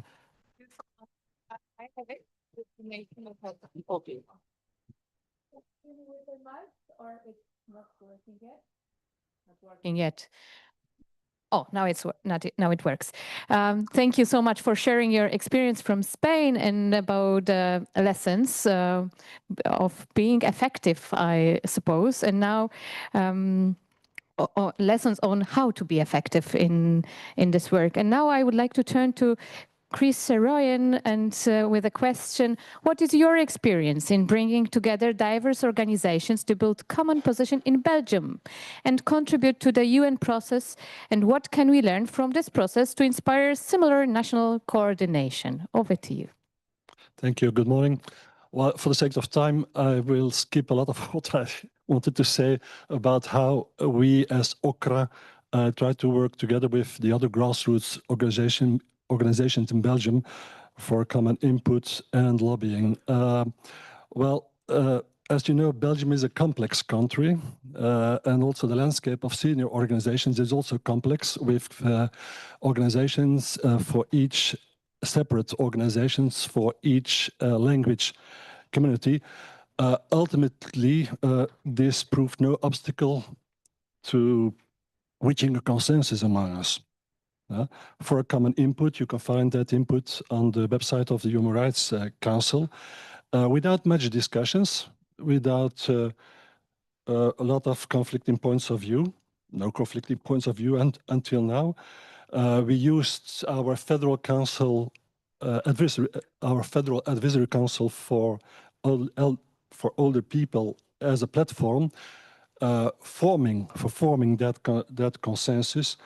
What helped is that it's not new for us. We have a common track record during years to put pressure on the Belgian political parties and the Belgian authorities to engage in the debate, to support the idea of a UN convention, a substantive legal binding convention. What helped is also a common conviction that we have to move beyond the general debate about nice principles as dignity, autonomy for older people, inclusion, no infantilization, what that really means. Neglecting that finally, it's all about the triple R of rights, rules, and respect. Enforceable rights, enforceable rules, and the guarantee that those rights and rules are respected by effective effective enforcement mechanisms. That's what a rights-based approach is all about. Not about principles, but enforceable rights. What helped also is the good collaboration we had with our national watchdogs, public and private, as Amnesty International. The good collaboration with those watchdogs. Last year we had nice reports, both from the Flemish Institute for Human Rights and from our Interfederal Institute for Human Rights on specifically age discrimination, which was quite helpful. this has led to that common input you can find on the site of the Human Rights Council, and we use this now as also a stepping stone for further lobbying. Our Belgian government, our new Belgian government, has put the idea of a UN convention, the support for UN convention, in its new political governmental declaration. But until now, what they're really doing is rather transparent. Yesterday, I could see on the Human Rights Council website, there seems to be a Belgian input, but the link doesn't work. So it's not transparent. We have to check. What we hear is that there is some reluctance from some people saying that, well, what can a UN convention add to the actual international acquis? Everything is already covered by the rest. That's one thing we heard. The other thing we heard sometimes is that there is, especially from the side of the administrations, some reluctance for new reporting obligations. That's the fourth R, which is important, the R of reporting to Geneva. Yeah? But what we are also afraid, a little bit afraid, that at the end of the day, from the right side of the political spectrum, there is that growing frustration with international and European standards, and also for new international European standards, because they are afraid that this more and more is an obstacle for the erosion of actual rights. Thank you. Thank you so much for keeping the time and for sharing. Yes, let's see. This. For sharing your experience and how the work at national level looks like to convince government and how the collaboration matters among different stakeholders here in Belgium. I think we have a time for short second round of questions. So I would be really grateful if you could say what are your plans and next steps to contribute to this process? Please go ahead. Thank you very much. Well, first of all, nothing for us without us. It means that nothing for older persons without older persons. This is the first rule. Second, the Spanish government is on the move of this convention. So this is good. And how to proceed, how we are going. We will continue to meet every 2 months in the consultative body.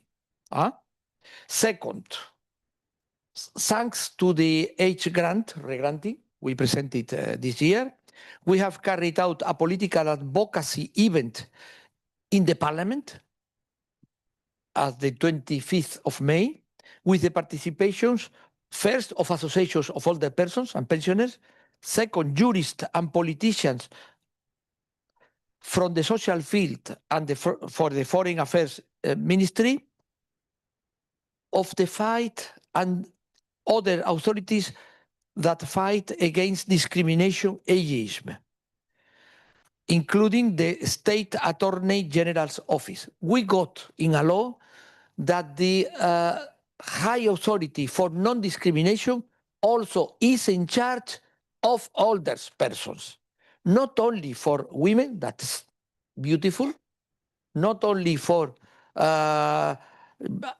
race and other causes, also for older persons. That's important.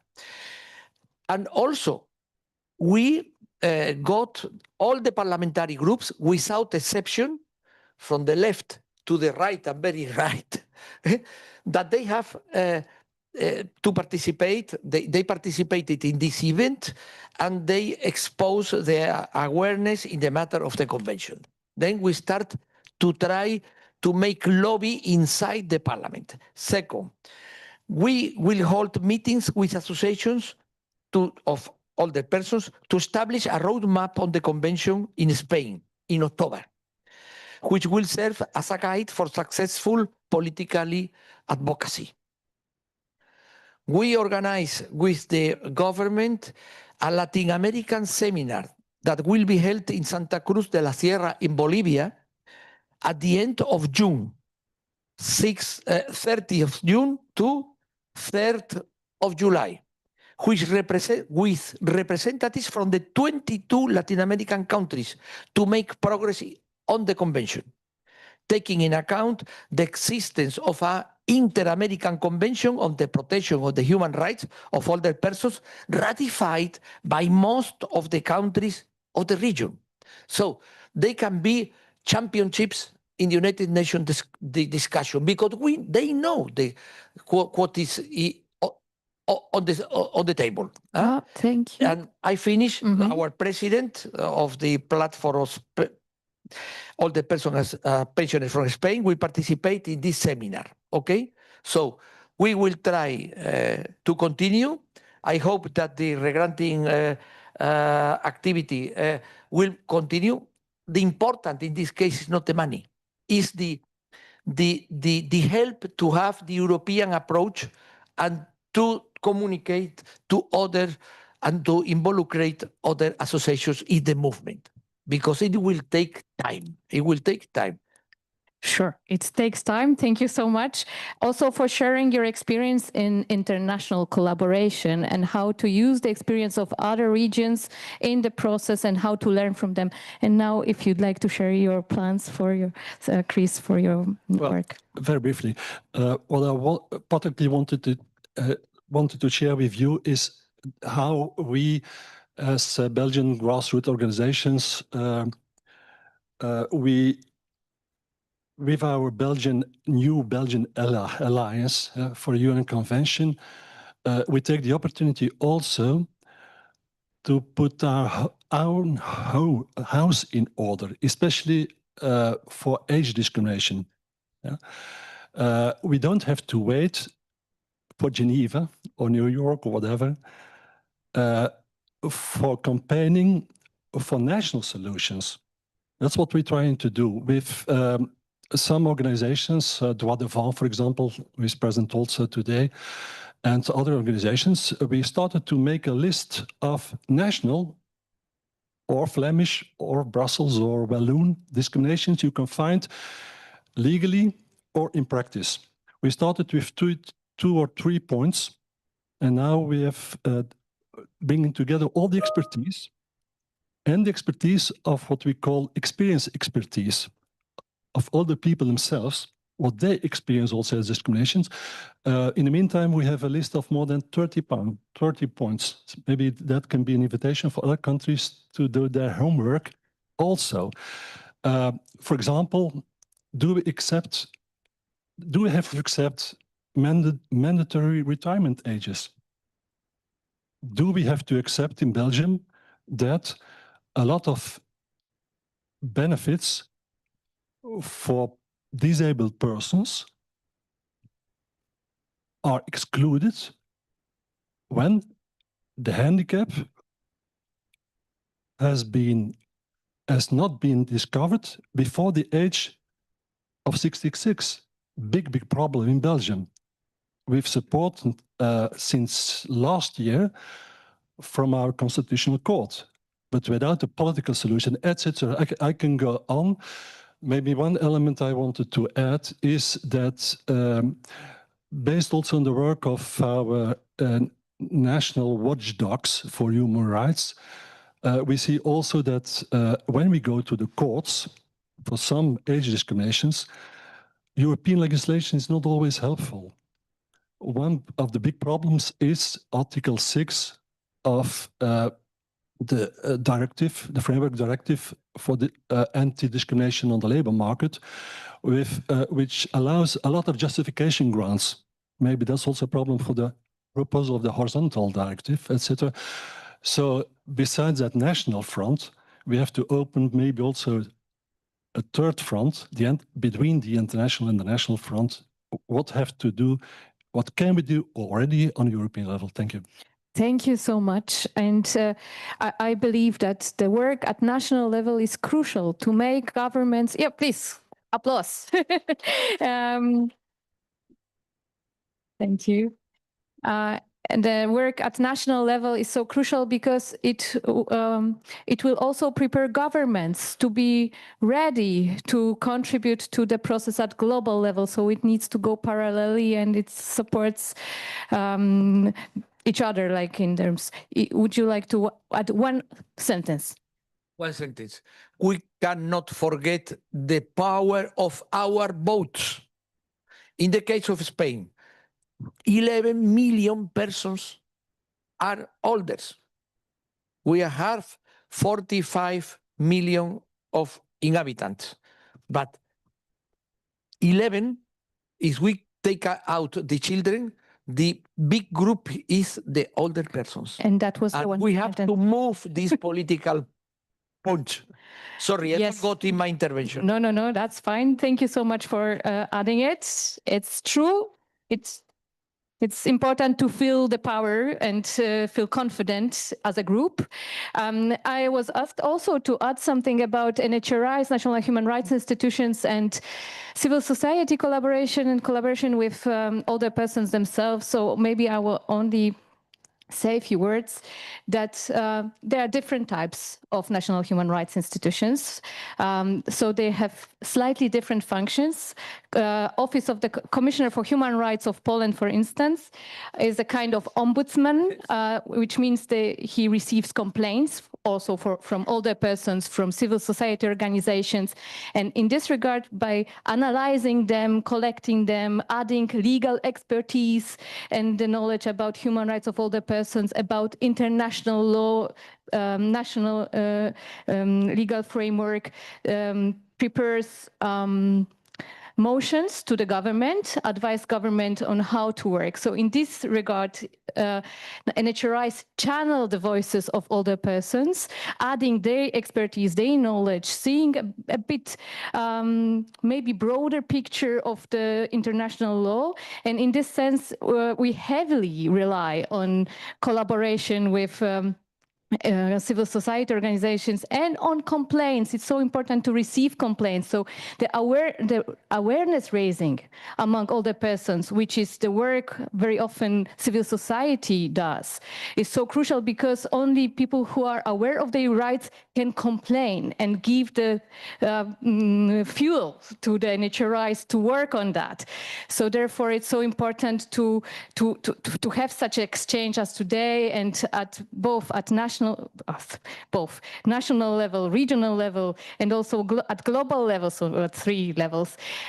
So therefore, it's crucial, and only when we work in such collaborative way that makes sense, and it's, I think, necessary, not only like towards the convention, on the way towards the convention, and how we will see how it evolves, but also when it will be already adopted, to make it implemented, because national human rights institutions in your countries will, I hope, support you, will have the knowledge, and will also be equipped by the convention with monitoring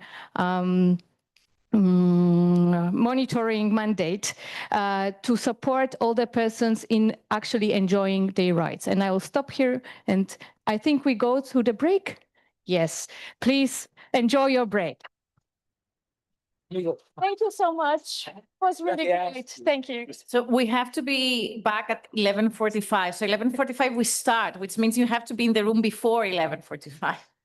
Thank you. Thank you. Great. Sorry for the No. minute tangent. No, it always happens. Amazing, but yeah. I think we managed. Yeah. I mean, it was great. Like the members, they presented what they wanted to present, and yeah. I really think this part is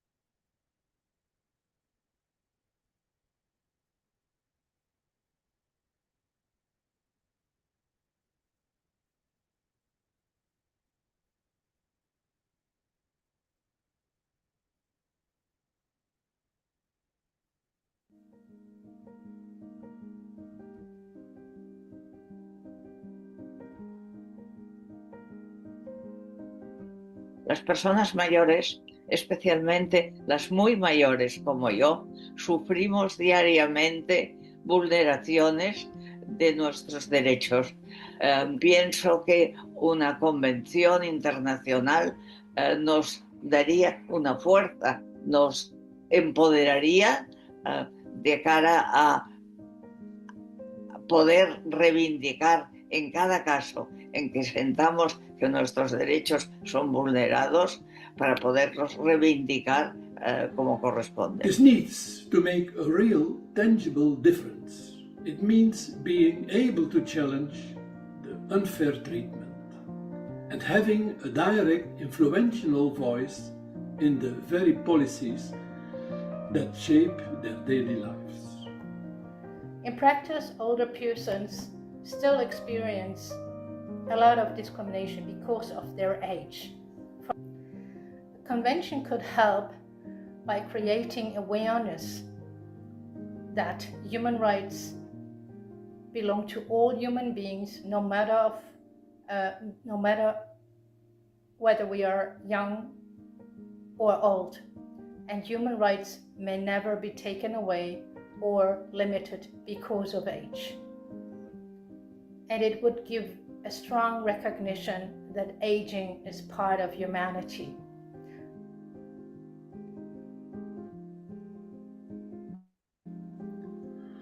Right now, many older individuals simply don't have the tools or the backing to fight back against discrimination. And without this convention, older people will continue to be sidelined, forced to rely on the goodwill of others, rather than being recognized as autonomous individuals who hold the power to stand up for themselves. I believe a United Nations Convention on the Rights of Older Persons is important because there is a gap on ageism and age discrimination in the existing 9 core human rights instruments of the United Nations human rights system. Las personas mayores, que sobre todo las muy mayores, han vivido otra relación social, una desvalorización de las personas mayores, es importante que tengan conciencia, y al tener conciencia de que tienen detrás una convención internacional en la que apoyarse y en la que reclamar sus derechos, puede hacer cambiar las leyes, las normas, las relaciones de las personas mayores con su país, con su comunidad, con su ayuntamiento, con su entorno.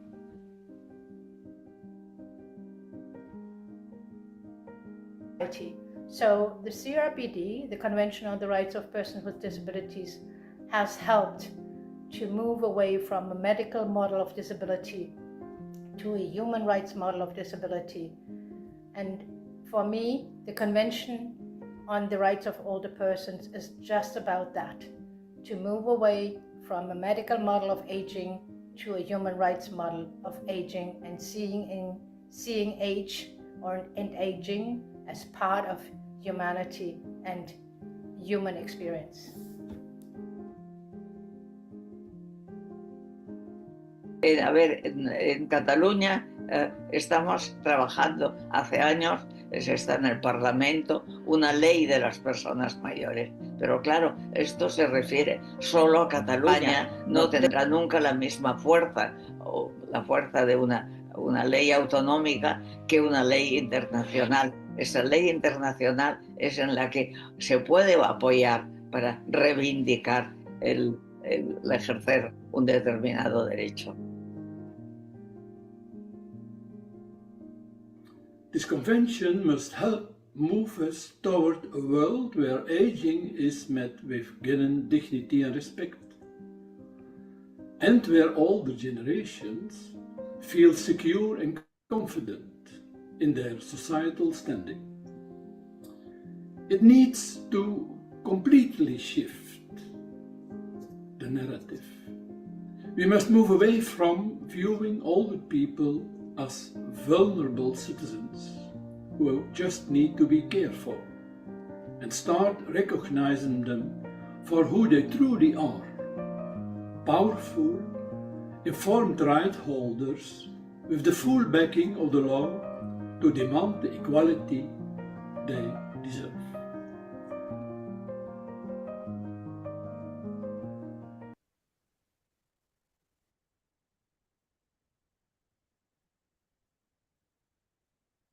Yeah, welcome everybody. I hope you had a nice coffee break and could refresh your brains and minds.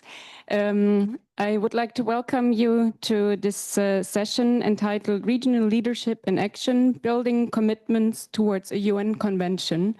And it's an honor to be moderating the session with the distinguished speakers here, which I would like to introduce, but perhaps just very briefly, my name is Ina Völker. I represent BAXO, which is the German National Association for Senior Citizens Organizations, as you know. And I'm also the immediate past co-chair of the Global Alliance for the Rights of Older People. But let me now introduce our distinguished panelists. First, to my right, we have Idoia Mendia, member of the European Parliament from Spain and co-chair of the European Parliament Intergenerational Forum. Thank you for being here. Thank you so much. Then Christina Meinecke, representative of the United Nations High Commissioner for Human Rights in the European Union. Thank you as well for being here with us. And last but not least, Christoph Angster of the Federal Ministry of Labor, Social Affairs, Healthcare and Consumer Protection from Austria. Thank you.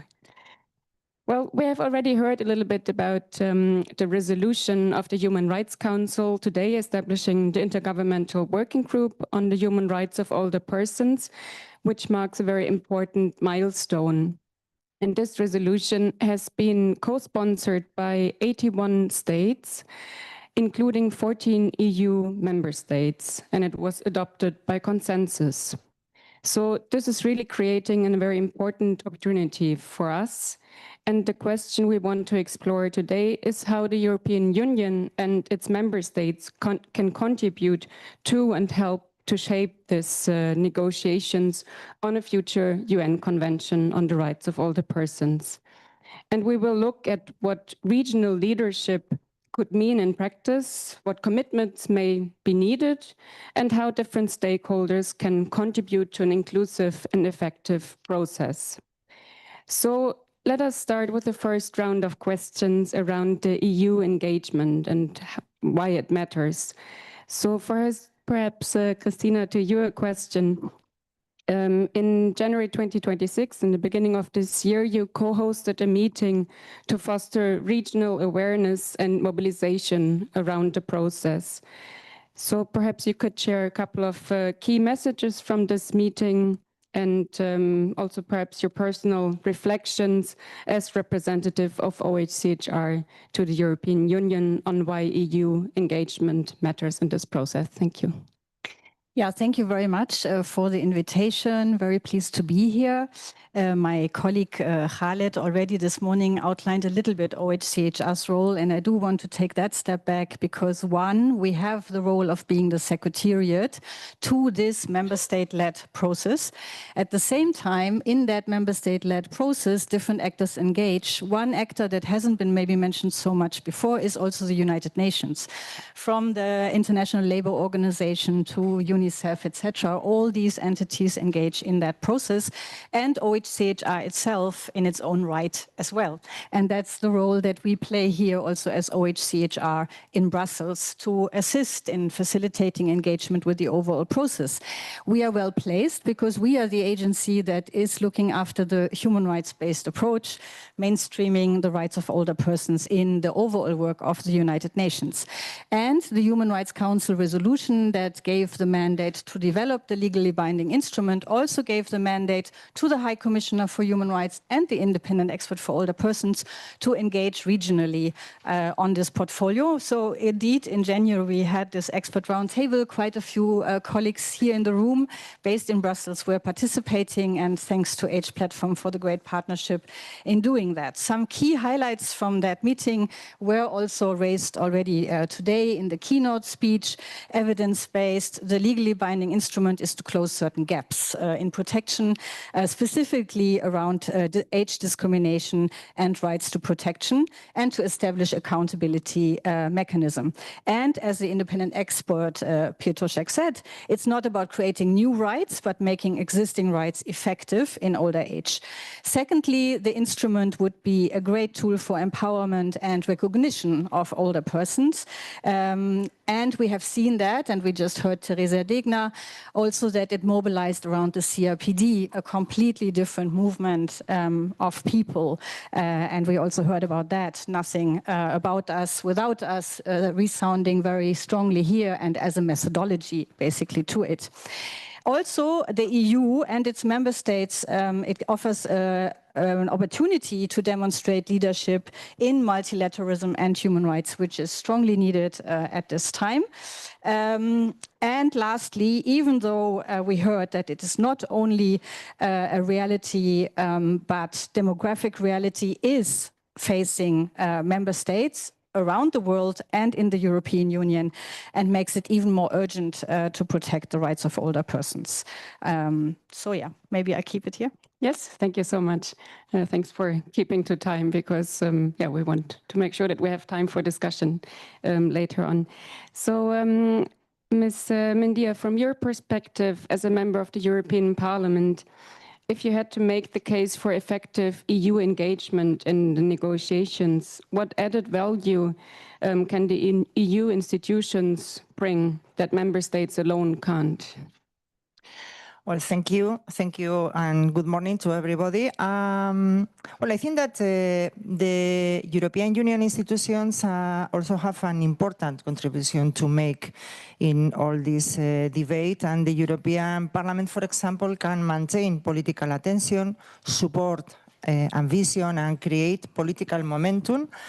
And the European Commission can contribute with policy expertise, support coordination, and connect this process with the EU work on equality, social rights, and demographic change. And the Council can help to develop common approaches among member states. For me, I think that the European Union has significant experience in human rights, anti-discrimination policies, and social inclusion, and there is knowledge and experience at European, national, and regional level that can contribute to this process. So also we can also learn from previous negotiations, as the Convention on the Rights of Persons with Disabilities. And the most important lesson, in my opinion, is that we need political commitment, institutional coordination, and the active involvement of civil society. And people directly concerned are essential to move from discussion to concrete results. I think that this is really, really important. And with this, I end. I think that for Europe is an opportunity to demonstrate that we are engaged in this topic. Thank you. Yeah, thank you so much. And also very important, like you were highlighting, the experience that the EU can bring to the table with the anti-discrimination policies. Yeah, Christoph, would you like to come in here from a member state perspective now? What are the opportunities of regional coordination, and what would be the challenges or perhaps even the risks if the EU were to remain largely at the sidelines? Thank you very much. First of all, thank you very much that here is a room, a big room full of people, stakeholders that are really interested in this topic, that are trying to push forward this topic. We are right now at a very pivotal moment. We are drafting a convention. And let me tell you, I started this process in 2018, and the interest for this topic was very, very specific. In the bubble, it was there, but outside the bubble, it was not existent. And I think it is really important to highlight what's happening right now, that Age Platform, Europe, and all its members, that you're creating a momentum, a movement that is really communicating the interest, the matters that we're talking about when we're drafting a convention, that you bring this to the people that really need this convention. And for us as member states, what is our task in here? We have to be the bridge or build the bridge between our citizens and the work that we're doing now in Geneva at the Intergovernmental Working Group. We have to make sure that the interests of our citizens, that they are represented in what we are writing into this convention. So what do I see as my task? And I am the focal point for human rights of older persons in Austria.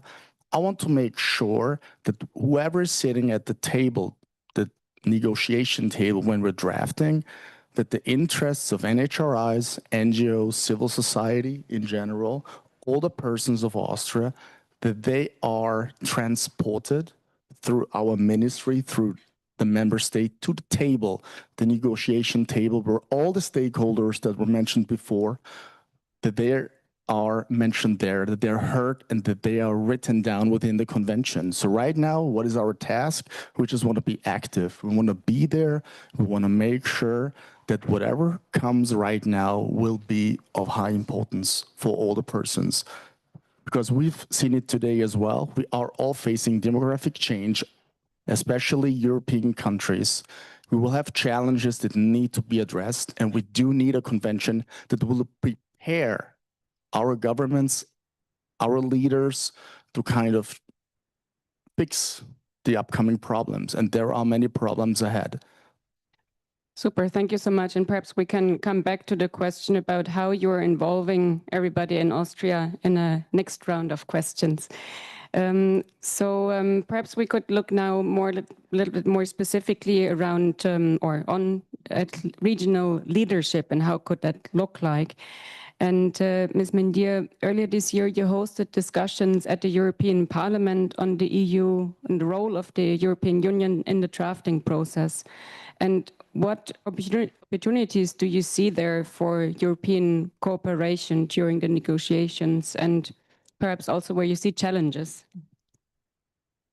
Well, I think that these negotiations about the convention has to be an opportunity from the bottom to the top to bring the opportunity to everybody to feel that it's not only something at the international level, something abstract, legal, but on the other way around, that it has something to do with your daily life, that if we get that convention, that your life is going to be better because you are going to have better services and your right has going to have to be defended.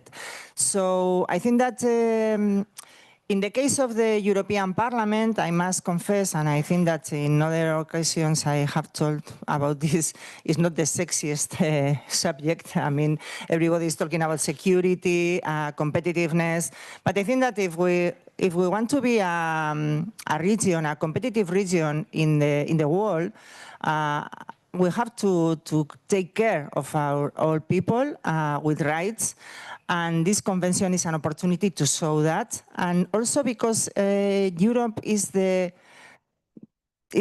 based on regions, and the regions, I only know the case of Spain, but I have to confess that we have very good practices about how to handle the services and the opportunities for our people.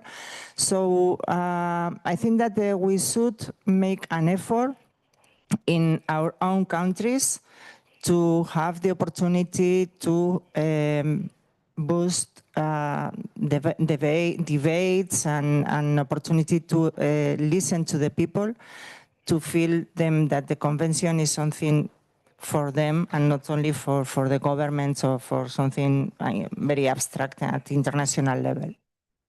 Yeah, thank you so much. I think that's a big task we all have, really, to make sure that everybody understands the importance of the convention to ultimately also engage in the process, and even later on, once it is actually there in the next phases. Yeah.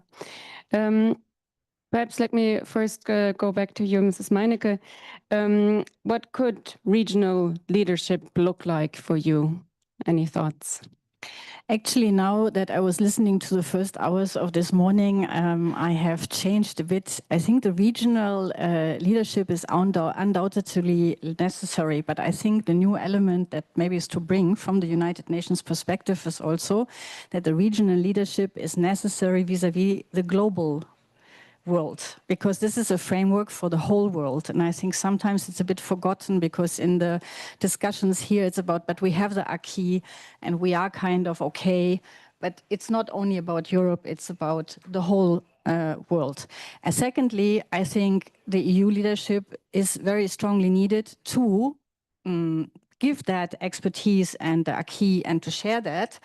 But also there is still a lot of work to be done to have the consensus within the EU. And so we just heard from the ambassador, who also called on the EU to take that leadership role, that it's 14 member states so far who supported the resolution. So coming from all the angles, I think we need a lot of leadership from all of you at the member states level as well to make that point why it is important. One argument that was mentioned, I think, by the colleague from Belgium was that member states say maybe this treaty is not needed. One, because we have the acquis, and the other one is that it will create another burden, a reporting burden, oversight mechanisms. We have so many of this. So to this, I would also say that there are a lot of negotiations going on in the wider human rights framework of the United Nations, how to address that. So this is called the treaty body strengthening process for those who are more familiar with this work. And it's really about using existing monitoring structures to then follow up in the oversight. So there are ways to deal with legitimate concerns around the new convention, but this is all for discussion, and there are ways to overcome them. So. Thank you so much. Yeah, you already mentioned again the important role of member states. So Christoph, here also the question for you. What are you doing right now, and perhaps both nationally, but perhaps also in bilaterals or in the international fora in your conversations? I know that your government has been very active also in the process in New York, so there's a lot of experience that you can build on, and it would be interesting to hear a little bit from that. I mean, there are many things that we're doing, but I would like to highlight two of them. First of all, we're trying to establish a European coordination group. So I've been reaching out to colleagues, also to Spain, for example. And right now we're trying to kind of set up a group of EU member states that will find a way. Maybe it's the Forum of Cohom, maybe it's going to be another stage, but what we need is, because it's not yet existing, we do need a European coordination. We need that to speak with one voice. In multilateralism, we're seeing that there's a big shift of power right now. And I think Europe's strength has always been that we've kind of been united, but we need this for human rights of all the persons as well. We need that in multilateralism in general. So right now, I think what is needed is that we reach out as member states, that we use also the institutions with their expertise, their technical inputs from the Commission, from the Council, like all institutions that are available. They need to be brought together, they need to be coordinated, and Europe has to speak with one voice. That would be very important in general for also the global level, that we have, the same road ahead. The second thing what we're doing on our national capacity is we want to use, or we want to provide a stage for civil society and member states and NHRIs and all the other stakeholders to come together and talk about the issues that are ahead of us. So this is why, for example, in February 27, we will organize a third international conference on the human rights of older persons, where it will be our goal to bring member states, especially willing member states, together with representatives from civil society and NHRIs to talk about what's going on in the Intergovernmental Working Group in Geneva, but also to talk about some topics, especially one, loneliness and social exclusion and isolation, which for us is one of the major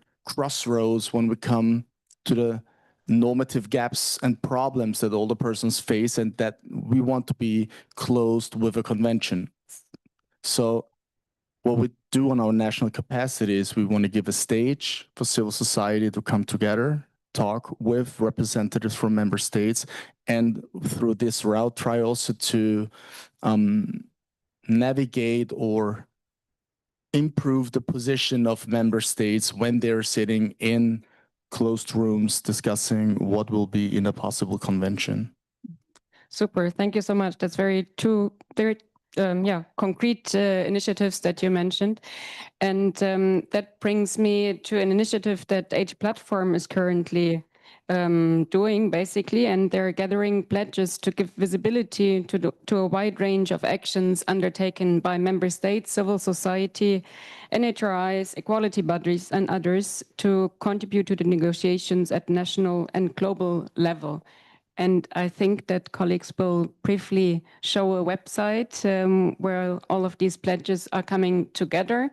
There's also a video pledge, but I think given limited time, we won't show the video pledge, but you can listen to that when you go to the website. You have got the QR code here to the website, and I'd just really like to invite you all to look at the website, and I think it's still open for more pledges to be added. So this really is just an invitation and to make the connection between concrete initiatives like the ones that Christoph just mentioned and others that have been already put on the website. And really talking about civil society participation also, I wanted to come back to that question about the role of civil society and what the EU can contribute to inclusive negotiations. And perhaps, Christina, I can come first to you. What do you think is the role of older persons and their representative organizations in this process? We have already heard also in the earlier sessions many ideas, but are there also examples from other treaty processes perhaps that you can bring to the table here? Yeah, thank you so much. So, I mean, the CRPD is surely an example. I think we should be careful not to use it as a blueprint for a new treaty, because we have 9 human rights treaties from which the best can be taken. But still, in the treaty making process, the EU took a very active part actually in the negotiations and contributed substantively in areas where it has legal competence, such as non-discrimination, employment, and internal markets. So that coming back to the leadership that we have a precedent from before. The novelty in the CRPD, which is interesting, is that it's the only treaty where a regional organization can ratify the EU, which it has done, and also all member states of the EU have ratified that treaty. The EU also in the negotiation process supported very much participation of persons with disabilities. So again, here the support, including access from other regions where neither the physical, financial, or access to the Geneva negotiations is so easy, could be very valuable by the EU.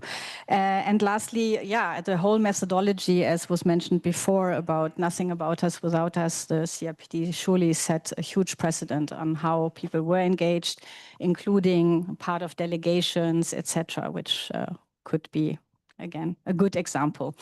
As to monitoring bodies, there are others. When the Convention on Enforced Disappearances was, for example, negotiated, there were some ideas that the Human Rights Committee could become the committee that reviews the implementation of that treaty. So again, not only looking at one process, but maybe different treaty-making processes can be helpful.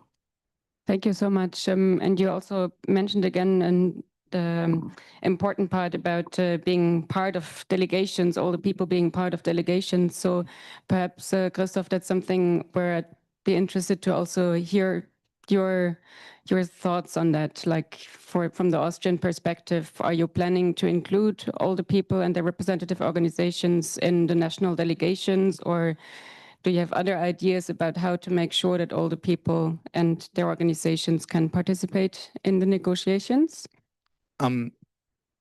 There is a very easy answer to that, because we do have, by law in our constitution, a senior citizens council.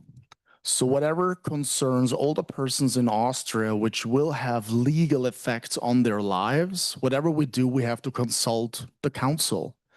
So there is no way that any Austrian representative or ambassador or whoever goes to some institution, conference, or negotiation table, that there is not the consultancy with the council in the forefront. So to answer your question, yes, of course, within the council, there is like a very well-developed structure, an infrastructure on how the interests of older persons are communicated to the council, and the council by law has the right to deal with any matter that concerns the rights of older persons in Austria. So it's an easy question. By law, I have to consult older persons before I do or say anything. You consult them, but it doesn't mean that necessarily you would take some to Geneva with you, right? Sorry to be very explicit here and put you on the spot, but it's a question that we have also in Germany discussed quite broadly. That's why I'm interested to hear your ideas on that. If resources are available, there has been in the past the possibility to take representatives from the civil society to our negotiations, even with our delegations. But to be honest, right now, it is also a question of resources. Even I sometimes don't go to negotiations if there is a permanent mission present. I write the expertise, which I had consulted in the forefront with the council, and then I just forward it to the colleagues at the permanent missions. So it really depends, and it's sad to say, but it's a financial question as well. But in general, having civil society on board, even in our delegations, is not a no-go. Mm-hmm. Super. Well, and it's going to be a little bit of a longer process, so we'll see how things play out, and perhaps more resources become available as well in the future. Well, Ms. Mindia, let's go back to you and hear a little bit from you about multi-stakeholder engagement in the process and your thoughts on that. Well, I think that to ensure that multi-stakeholder engagement starts, I think that we should change the way we present this convention. We should not present it as something about all people, because it really concerns all of us, because aging is a shared experience, and if we are lucky, we are going to get old, all of us. So I think that is about more how we shape the conditions of the future societies and how we age in that future societies. And that's why intergenerational solidarity should be one of the key principles of this process, because in my opinion, the different generations, young and old people, face very similar problems when we talk about housing or employment, or, I mean, many things, access to services. So I think that that's an opportunity. And also because we need to ensure in this debate the diversity of the society, because I think that aging process also is changing. We are not aging as we aged in the past. I mean, now when you become 65, you have a lot of life in front of you, no? And you can do many things. You can reinvent yourself also. So that has to be, this vision has to be in the convention. And also we have to take into account many new phenomena that we have in Europe, I mean Europe and all over the world. Migration, the multicultural societies that we now have, the concept of the family that is changing, and we have to take it also into account. So, and also if you belong to a collective, think about LGBT, probably to become old is different if you are or not in that collective. Also, for women, I mean, it's different to become old if you are a woman or a man. So all these visions have to take into account. And for that, I mean, the participation of all the civil society, not only the civil society that works with all people. I think that that's very important. That's why my main obsession is to engage everybody in this process at national level and at regional level. I think that, and it's great that you have that council in your country. Thank you so much. Yeah, I think that's a very important message also for most of us as civil society representatives to make sure that we also include other groups in the further process. And speaking of that, I'd like to open the floor for questions and comments, but mainly questions. And I'd really like to ask you to just pose one question at once, because I want to make sure that as many people as possible get the floor. And when you speak, perhaps identify yourself very briefly at the beginning, just with the name, organization, and country. And I might just take 2 or 3 questions before I would like then to go back to the speakers. I'll try, even though I haven't been here in the remainder of the meeting, but I'll try to go to people that I usually hear speak a little bit less. So let me all show up your hands again, please. To the lady in the front, perhaps first, and then I'll go further around. Thank you so much. Yes, I'm Lise Bjerglund, and I'm from Denmark, Day and Age. And it's a question to you, Christoph Angster. You said you would like to have a group of countries to make them to go further. Why don't you use age? Thank you. Okay, that's very concrete. I'll take first 2 more questions and then I'll get back to you, Christoph. At the back, I see, I think, Ken, if I see that correct, yeah?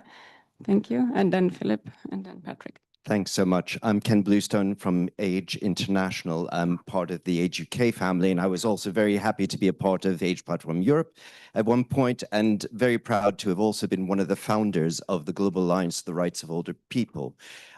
It is a comment, I'm sorry, but I would love to get the responses back. And there's one crucial element which I haven't heard yet in the discussion so far, and I'm picking up on the independent experts' comment this morning about the need to seize this once-in-a-generation opportunity. It's a once-in-a-generation opportunity to create something that's transformational. And that hinges all on the process. And it's not about just the process of getting the right language in the legal document, which is absolutely critical. It's about the process surrounding that of awareness raising, of changing attitudes, of shifting perceptions of what it means to be older. And for that, the task starts now, actually. It is about the conversation, not just that we're having as experts, but the conversation that we need to bring to communities. And this requires, from the governments and the institutions, an investment in the organizations representing older people themselves. That's the lesson from CRPD. So this is, if we want to make this transformational, a must-have is the actual financial investments in the civil society organizations that are part of this process. Thank you, Ken. I'm sure there will be comments on your comment. Now, Philip, and then Patrick. Thank you. Thank you very much. Philip Habrarots, I'm coming from Finland, representing a part of Finnish retired. It has been underlined how important it is to have older persons and civil society included in negotiations. The will of being engaged and to contribute exists. And everybody say how important it is to have them included. That's good in the drafting of the convention. But my question is about this aspect in the content of the forthcoming convention. Will there be a request for a specific article saying about an inclusive, compulsory consultation of older persons and civil society when the convention is implemented? Thank you. Thank you so much, Philip. And then let's take a last question before I'll get back to the panelists. Yes, Patrick Pennings from the European Seniors Union. I just wanted to come back to what was said in the previous panel, that is that there is still a reluctance from a number of member states with regarding the convention. So what will be done and by which institution about giving a clearly outline of what is the added value of another international instrument? I think that is important. That is what is missing and what will be added by a new treaty. Yeah, thank you, Patrick, for that question. I think that's something that's been discussed for a long time, but I'll hold back here as moderator, and I'd like to give the floor to the panelists. We have 4 questions now. I don't know who wants to go first. Yeah, for the first question was directly to you, Christoph. Yeah. So if I remember correctly, the first question was, why don't we reach out to age? We've done already. So I've contacted Nena in the forefront, and she's always so kind in helping out. So this process is accompanied by civil society as well. But let me please highlight as well that this group, it should support member states. Of course, the participation of civil society will be important, but as well, right now the main target for me or for the idea of this group is really to target member states that will be part in the negotiations and the drafting of the convention. But of course, I mean, this is in our Austrian DNA. We don't do anything without consulting civil society in general. So they will always be part of the team. Thank you. Perfect. That's a concrete question to that answer to that question. Christina. I mean, on all the comments made, I cannot, I do agree. I think the one issue is about the added value of the treaty. I think that has been made by the keynote speaker maybe today. There's OHCHR research. There has been over many years this added value, and it needs to be brought back to the communities as well, and what does it mean, etc. So I think in that sense, we need engagement of everybody in a very difficult context, financial context as well. I hear you that older persons organizations and other civil society need to be substantively financially supported, but we are up against a lot also. I think as a human rights movement overall, I like to give the example of the European Social Reproductive Health NGO that did a study that between 2019 and 23, so over a 4-year period, anti-rights and anti-gender entities were funded with 1.2 billion. Okay, so over 4 years, only in Europe on anti-rights narratives. This is what we are up against. Our global United Nations budget per year is annually 400 million. Okay, so we need all hands on deck, I would say, and I think strategically aligned also. I don't think everybody, and that's my personal view, needs to be in Geneva for the negotiations. There are some who are very well equipped to do so, to exactly see what content the new treaty should have based on the best evidence, etc. Other organizations are maybe better placed at national level, others better at regional, and I think this strategic aligned also when we have so few hands on deck is really crucially important, and also will not set up some for disappointment, because it might not be so interesting to follow 5 days of discussions in Geneva. So just saying, you know, everybody has their role to play. All hands on deck. The High Commissioner for Human Rights is launching a global alliance for human rights this week. You have a global alliance for older persons. Let's see how to connect some dots there. He is also really asking that many actors come out again, speak again for human rights, and that includes the rights of older persons. Well, I want to say that I agree with the minister, because I think that at this moment, the most important step will be to reach an agreement between many more countries within the European Union really involved and really interested in this topic, because in that way, if we get that, we will push a lot the role of the European Commission also, that nowadays is very difficult to know who is in charge of what. So I think that that's the main step. So yeah, and that's why I also, from my point of view and my job, I try to have maintain on the agenda, on the political agenda in the European Parliament, this topic all the time. Thank you so much. I'm just wondering if perhaps Cassino, if you want to comment also on the comment made by, or the question made by Philip on an article on kind of inclusive participation in the convention? This is what I said a bit. This is now being shaped, the content of the convention, who is to say this is a member states-led process which opens different opportunities for input. And this can be surely an input. I haven't gone through the submissions, whether it's already there as an input to the drafting process, but to be seen. And yeah. Yes, I think so. Well, let me see if there are further questions, hands raised. Oh, there's actually many. So I see Anthony, I see Anna, and I see Jos. But yeah, all of us, all of you, perhaps very briefly, just with one question. I have one question. I try to make the link between local policy and more global policy. And I see that already exist many rights, but the problem is access to rights and how improve access to right.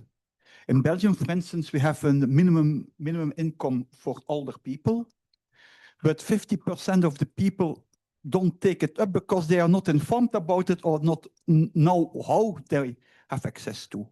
How can at UN level, how we can formulate it that at regional, at local level, they need to simplify, to need to improve this access and to withdraw the burdens to access to the rights. Okay. Let's take the other two very brief questions and then I'll get back to you. And I think we're still good in time. Yeah. Hi, Anna Biondi, speech CGIL. I totally agree about the fact that we need to have a better coordination at European level. But being this a UN process, it's important that the voice of the countries that are there, that by all means, very often is the mission. Because I'm in Geneva, I work in the ILO before. Very often you have the mission that says, we didn't have any instruction, so we shut up. This is the moment where the European countries can really shape a vision of rights, and that's what we need. So please make sure that we do the coordination, but in order to have more voices, not to have less voices present in Geneva. I think that what we are doing here is to ask all our members to push for their governments to speak very loudly. So I really hope that sometime, the coordination means, oh, only the EU can talk. No, it's like the Commission. No, everybody has to speak and everybody has to bring the point of the rights. Thank you.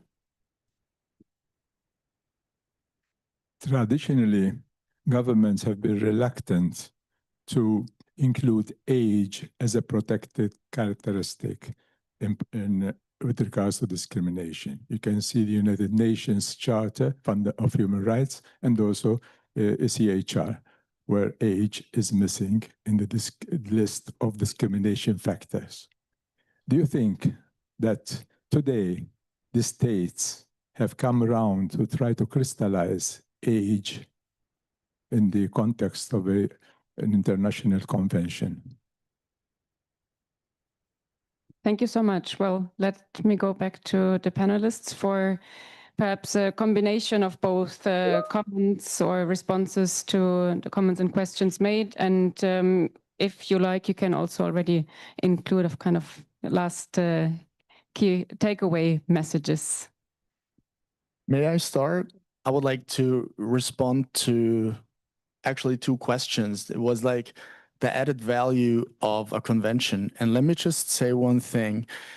We do have protocols and instruments that protect older persons in Europe, we have a very well-developed system to protect older persons during their life, work life. After, when they retire, it's another topic. But one thing that a convention could really bring an added value to is that the decentralized protection with all those different conventions, protocols, charters, that it could be unified. And this brings me to your question, so many older persons are not informed about their rights because they're decentralized. You don't know where to look for what rights you want to address. If you have a convention, there is the possibility to kind of sum everything up, create common denominators for all the different treaties and bring them together in one place where you look at one specific document and you have the right references to all the other instruments that might still exist out there as well. Yeah, maybe on that issue about access to rights, knowledge about rights, I would also argue exactly the validity for such a new treaty, but that also within the existing human rights treaties, there is an obligation by states who have ratified the treaties to inform about how the treaty is being implemented in the respective state, what access there is, etc., which is repeated every 5 to 10 years to member states as well as an obligation when the review is happening, etc.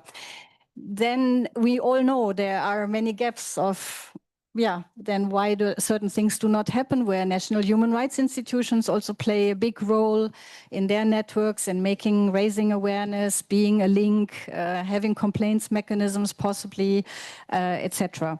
So many things make up the human rights ecosystem there.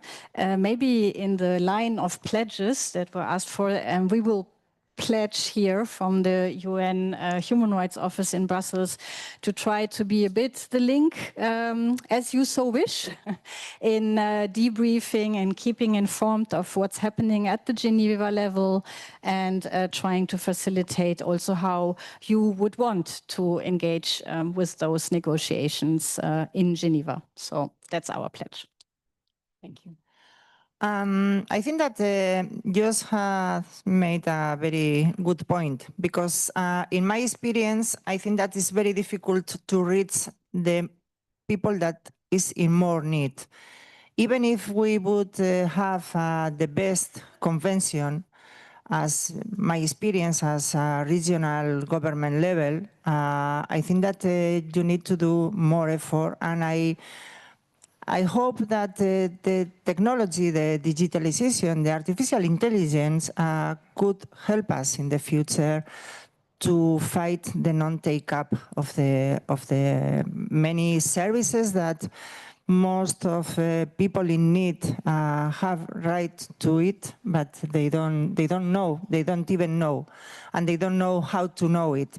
And also, it has to be like an engagement between the local and regional governments and the civil society, the organized civil society, to reach that people in need, because they are all days working with them close. So I think that with Alliance, we can get it. And thank you. Thank you so much. And it's very difficult, I think, to sum up this very rich discussion. But one thing that I took away is that there is a role for everybody, independent of where we sit within civil society, government, UN, EU institutions. I think all of us, we have a role to play in that important process. And I think, lots of work to do. And with that, I'll like to thank our panelists and give them a round of applause, please.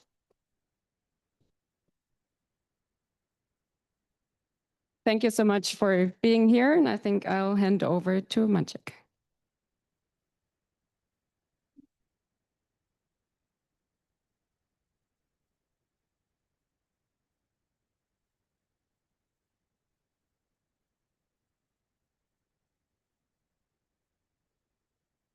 Does it work? Yes, it works. So now we are moving almost to the final. Well, actually, we are approaching the end of the conference with the final session. But before giving the floor to our last but not least speakers of today, I was just looking at you, Sylvia. 2 minutes, if we give you now the floor just to tell us where we are, what comes out from these bubbles. Yeah, what can we see?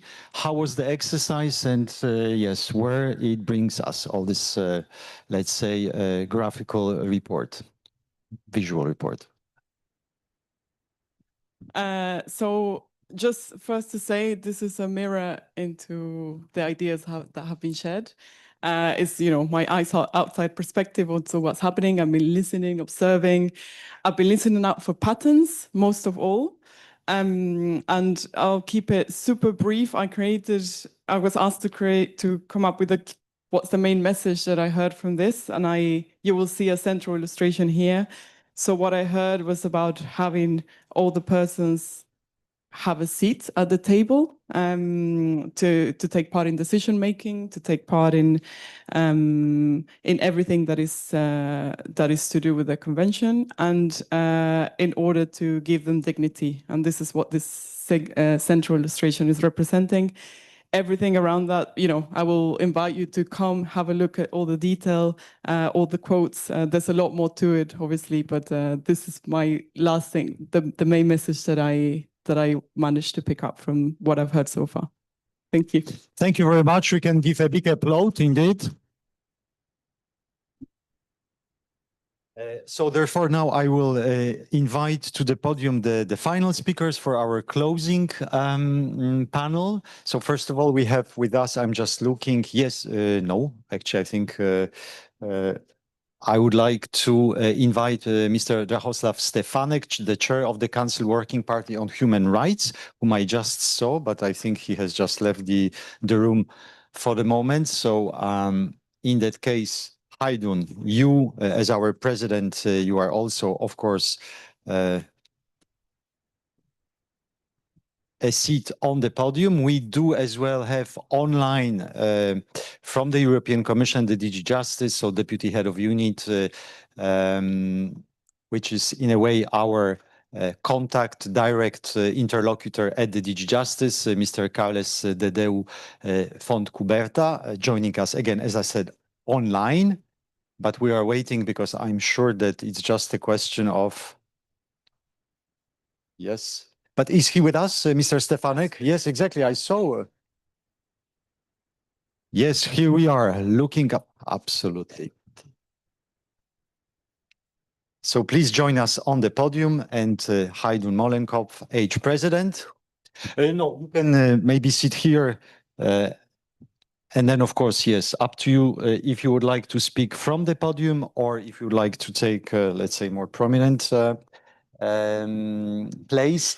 But very briefly, I think you've been, almost three of you, for, if not the entire duration of this conference, at least for part of it, but also you know who we are, what we are doing, and we've been already in, let's say, discussions and cooperation with, so now I'm turning to our institutional interlocutors, the member states and the European Commission. So I was thinking that if you could, and I make the connection to the previous panel, because this question of how member states should actually coordinate contribution to this drafting process of the legally binding instrument, I think that's something maybe that you, Drahoslav, you could take on. I'm no pressure, but I think the question is really well formulated. So we would be very happy to listen on your side how actually these discussions are already going on among member states, and then more specifically on this coordination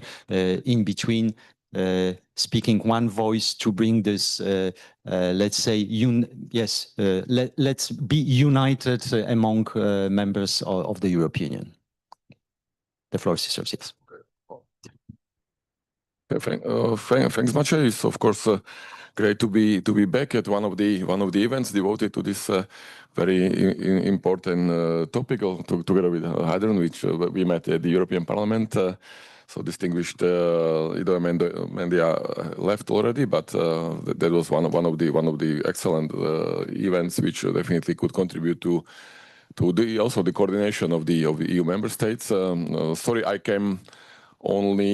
could follow only the previous panel since we are very busy in Brussels, and we have actually one important document under silence procedure until 1. So I'm a bit tense because of the other issues, but this is very nice opportunity for me to detach a bit from everyday life in Brussels and in COHOM in the Council of the EU.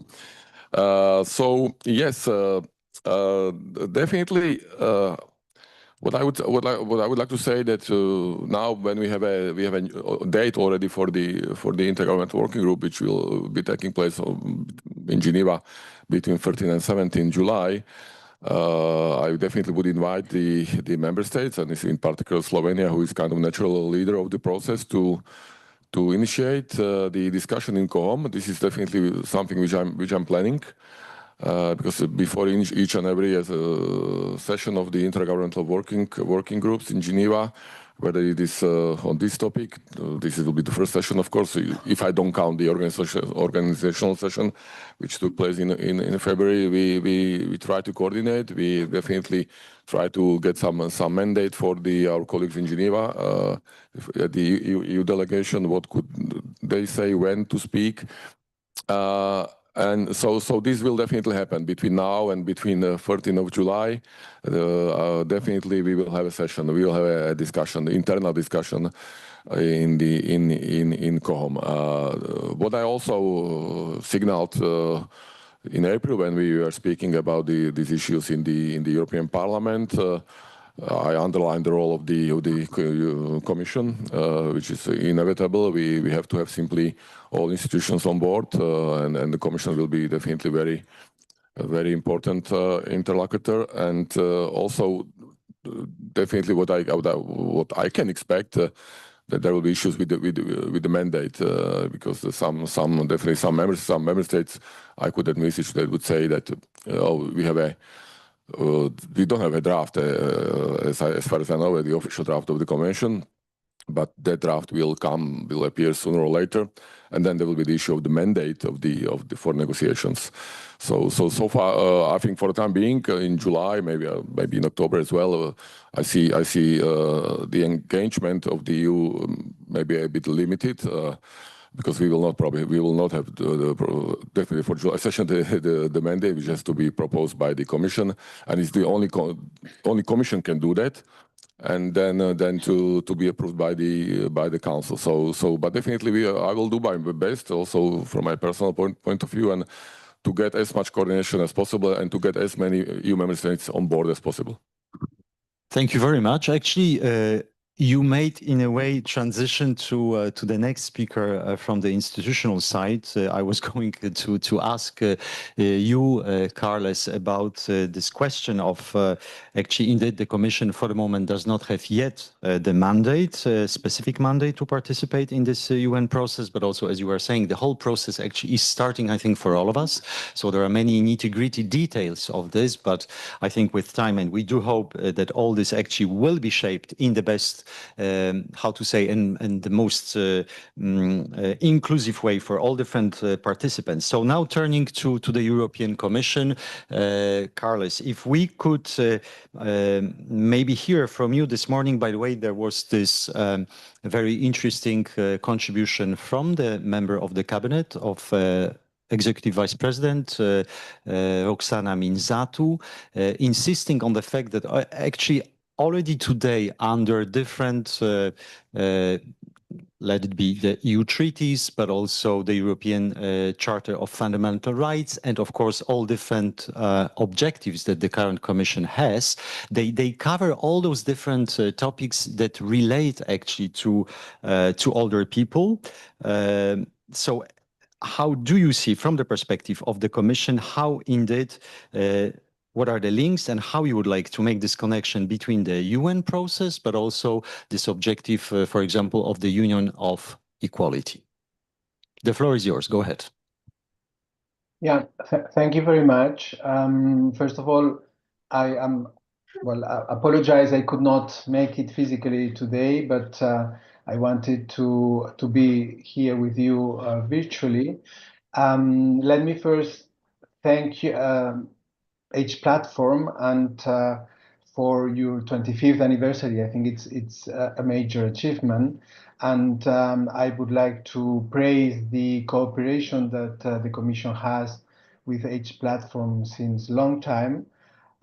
We are indeed supporting the activities of H Platform since long time through also a grant, a financial support that we are providing through the SURF program. I think that the work that you are doing is absolutely essential to not only in the advocacy, but also award raising or collecting data, and this is something that we really welcome very much. You were mentioning how the Commission is now following these discussions on the United Nations. I can say that we are really closely following these discussions. We are working with our external services, EIS, who is taking a lead on this. We are, as you mentioned, Maciek, as you mentioned yourself, this is a really starting point of the discussions. We will see how these discussions evolve. And then I think that it will be important to assess the different outcomes of these discussions, the meetings that are coming. The first meeting in February was more an organizational meeting. Now we will see how member states, I just want to remind that this is, it was mentioned already, this is a member states-led process. We will need to see how we can continue monitoring this process, how we can ensure the links with the not only the Union of Equality that you were mentioning, Maciek, but also the legislation that exists. But this is, I think, it's in a long-term, forward-looking process that we need to continue monitoring and then assess how best we can provide any input. Thank you very much. Absolutely. On behalf of H Platform Europe, we cherish very much this open dialogue with the European Commission. Again, we understand that it is just a very early stage of this process, so things will get, let's say, on the track as we move forward. So thank you very much for sharing with us this general overview of how you see the role of the Commission in the process. So now I'm turning to you, Heidrun. I think, of course, you've got this advantage. You've been in the process on the convention for so many years. You actively contributed at the time of the open-ended working group with participation in the meetings in Geneva. Now with this process geographically, let's say, moving to Europe, but of course it's still the same process, having this global dimension that was also today mentioned. So from the perspective of us, older people, H Platform Europe, the largest network of older people organizations of that kind in Europe, what are the takings from today's discussion, from this extremely rich input? I think we will need time to digest all this, but I'm sure that we can already maybe try to have some let's say, first reactions and exactly either maybe recommendations, but in any case, takeaways. The other mic. Yeah, thank you. Yeah, you said rightly that it was a rich discussion. We heard about so many aspects that play a role when we talk about a legally binding instrument, which should become a convention. And I felt a bit that we are common, we have common goals. We are sure about a few aspects, for instance, that older persons or their organizations have to be involved from the beginning? That all levels, from local to regional to the global level, have to be approached and are important, and the flow between them, not just putting efforts on one level, but to see how do they work together? How is it possible to combine higher level policies and local policies? One thing which goes a bit beyond the drafting of this instrument, I feel that there are some general questions combined with it and associated with it. The question of equality and diversity. We heard that diversity is increasing, and I agree with this observation. But how can we create a union of equality or equal rights for everybody in view of the differences? How can we create equal rights if all are different? So this is, in my opinion, a very crucial question which has to be dealt with in the drafting group. How can we really give the same rights, equal rights to everybody in view of the great diversity? And combined with this is the question, what is specific for a certain case or a certain group? What is specific, and why do we explicitly have to mention these cases, these situations, and consider them in the drafting process? So a second issue which came to me during this discussion, it was clear that we have to listen, to hear, to include older persons, but that this is not enough. We have to see concrete results. We need an outcome. Otherwise, we will lose confidence and social cohesion. So the question I remember from Ludovica, what has happened since 25 years of age or of research?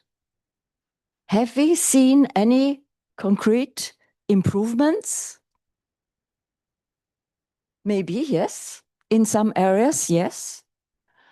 But what else needs to be done? And I remember one quote, if we deny equal rights to older people, we deny our own future. So this means that the questions we talk about here concerns all of us, young, middle-aged, and older persons. A third topic which came up was in the second panel, I think. It was about digitalization and artificial intelligence, which is a rather new phenomenon and which has to be dealt with for the first time in a legally binding instrument. And the question is, can we keep or do we have the right to an own non-digitalized lifestyle? What does this mean in reality? Does everybody have the right to get good care if she or he doesn't want to use digital means to get it? in a society where more and more is offered only via digital means. So does it mean in every village we have to have both digitalized services and personal, individual services? What will be the costs of that? I think we need this right to an analog aging, but we have to be clear about what this means, also in terms of costs. And what I learned is interesting, that devices must be hybrid. I think this is a good idea, a good term. I will keep it in mind for further discussions. So, and what was encouraging, I think, was the contribution of Khaled, who showed us different ways how we can contribute. How we can contribute in our small communities by translating the abstract issues of a convention to everyday life of people at different levels, regional and national and UN levels. And the advice, this came later, to prepare the next steps, to prepare our contributions, to discuss them with other people, with as many people as possible, to report about what we hear, what we experience in Geneva at the next session, and debrief afterwards, talk about it, and then think about the next step and what else we can do. So, thank you. Well, I think we can make an applaud for this first attempt to summarize, actually, to give the essence of what we've discussed this morning. And I think, Sylvia, actually, what you've just said, Hailun, it helps as well our friend who is trying to summarize all this also behind us. So thank you very much for this. I know that we were not in our program, it was not foreseen to have questions during this panel. We've got a little bit of time, but I wouldn't like, because yes, there was no preparation for it, but maybe like a very open, I would say, question to all of us. So if any of you here in the panel would like to reflect on this, looking at this process of drafting a legally binding instrument with all those different dimensions, institutional ones, but of course, in terms of how the process will be organized, the role of different stakeholders, the way in which they will be contributing, all this put together, I think certainly we've got some challenges. There are some very concrete things to be overcome, resources, procedures, and so on and so forth. But do you see what kind of major opportunity do you see behind this process? Well, the process behind this future legal binding instrument for the rights of older people.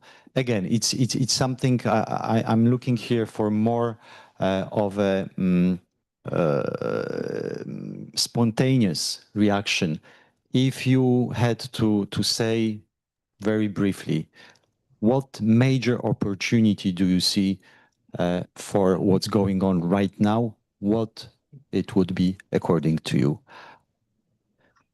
Carles, are you as well with us online? Yes, absolutely. Do you hear me still? Yes. Yeah. Well, I think it's a very good question, and I would say that we've been cooperating between the different stakeholders, and member states. I think that Platform Europe, you've been trying always to include and reach out to the different stakeholders. And I think that this is a very good opportunity to strengthen this cooperation. I think that we have this opportunity because I'm not sure that we can deliver anything by any single actor alone.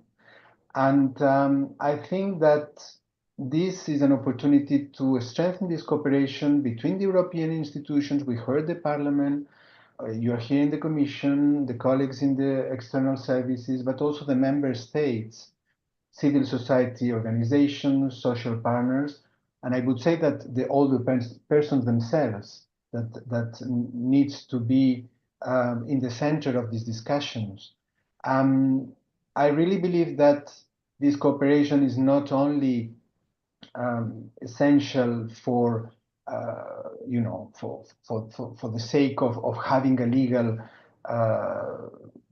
convention, a new legal convention, but to reflect the realities of people and maybe respond as well to the demographic change that we are facing. So I see it as an opportunity to strengthen this cooperation and to establish a more, let's say, stable and continued dialogue between all the different stakeholders in this exercise.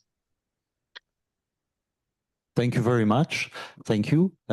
Yes, Jaroslav. Yeah, thanks. Of course, I'm not here to provide any I would say positions on substance because as it was rightly pointed out by our colleague from the Commission, the process is in the hands of member states. But as I see the new I would say opportunities or challenges to be addressed through the possible convention is that what was also mentioned by the Commission, that the demographic change of Europe, which is a huge issue and problem, and maybe we don't feel it now, but in 10-20 years, I think we have to think as visionaries. So this will be a huge problem, and then the rights of older persons definitely will play a very important role for a major part of the population, as much major as today. And for me also what I see as a person or a lawyer as well is the digitalization.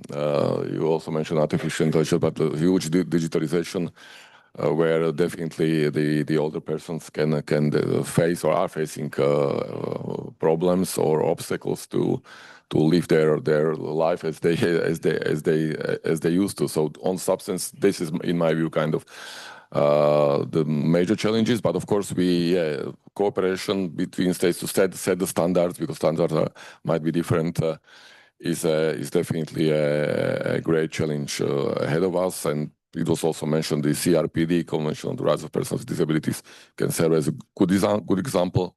EU is party to the convention, so that's possible that may happen in the future also for this convention.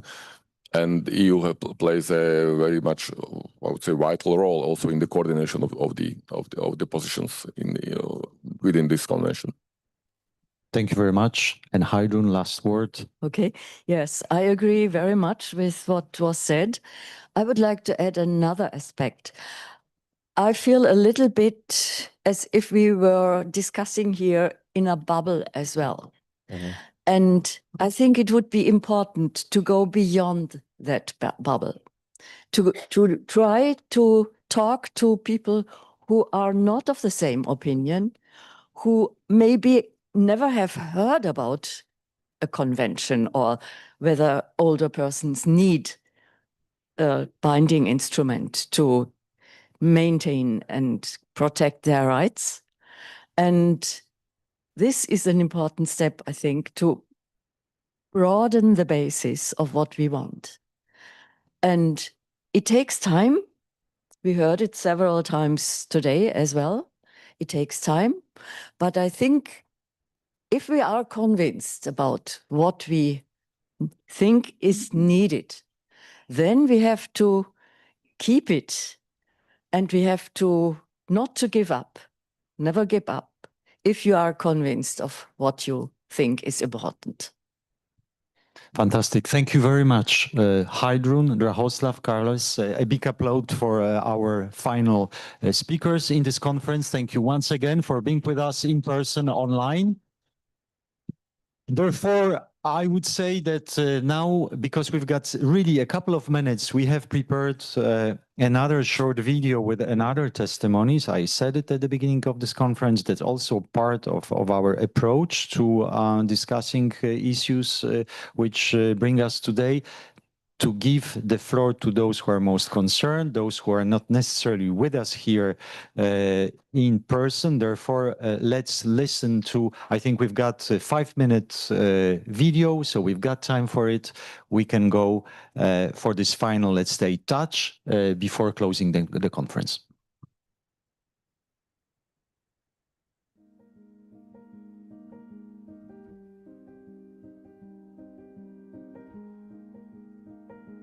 For me, an ambitious UN Convention on the Rights of Older Persons must include the right to autonomy and to live independently in our own communities.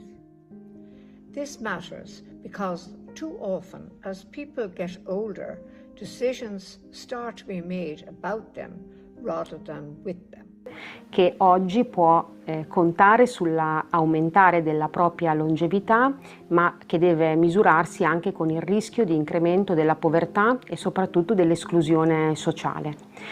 Questa convenzione deve guardare ai diritti essenziali per le persone anziane, che guardino a 3 grandi fattori. Innanzitutto la tutela del reddito di queste persone attraverso sistemi pensionistici che garantiscano una vita dignitosa e che rispettino il percorso lavorativo che hanno fatto. The Convention will be a legal instrument for recognition and empowerment of older women so that they speak out and claim their rights. The Convention should enable older women to gain visibility in human rights. It should help us all to become a true society of all ages, where older women live with dignity, for the well-being of everyone. For us, an ambitious convention needs to include the full participation of older people, and this means in all situations that concern us, from having a proper place in the decision-making process to transport, care, housing, health, education, digital accessibility, and so on.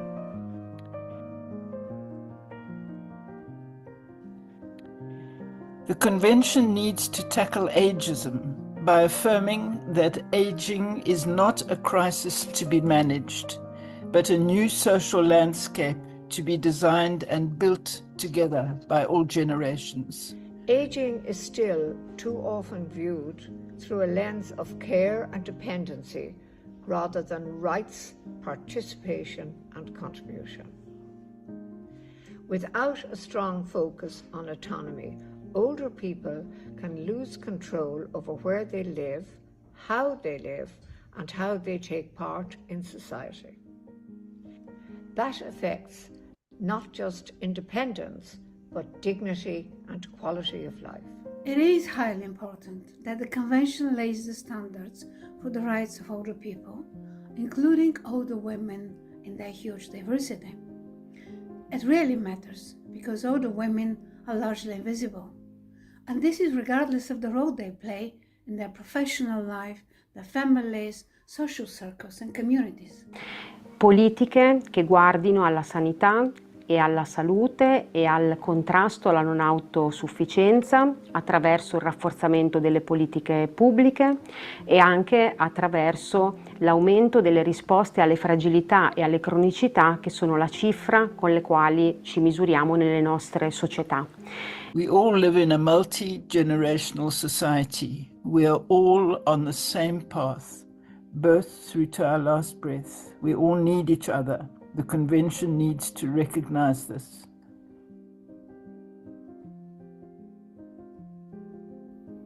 Human rights do not disappear with age. And still, older women are often faced with gender and age stereotypes and discrimination. So it is crucial that their voices and their lived experiences are heard. We are living in an era of inevitable demographic aging. We believe that we, the older generation, are in fact pioneering the future for the generations to come. We are experimenting with new ways of living and being useful. The Convention should help us move towards a society where aging is seen as a positive and active stage of life, and where older people are recognized as rights holders, not passive recipients of care. It should change the way society sees aging, from something to be managed to something to be valued. It also means recognizing that older people are not all the same. We have different needs, experiences, and preferences, and our voices must be at the center of decisions that affect us. Thank you very much once again.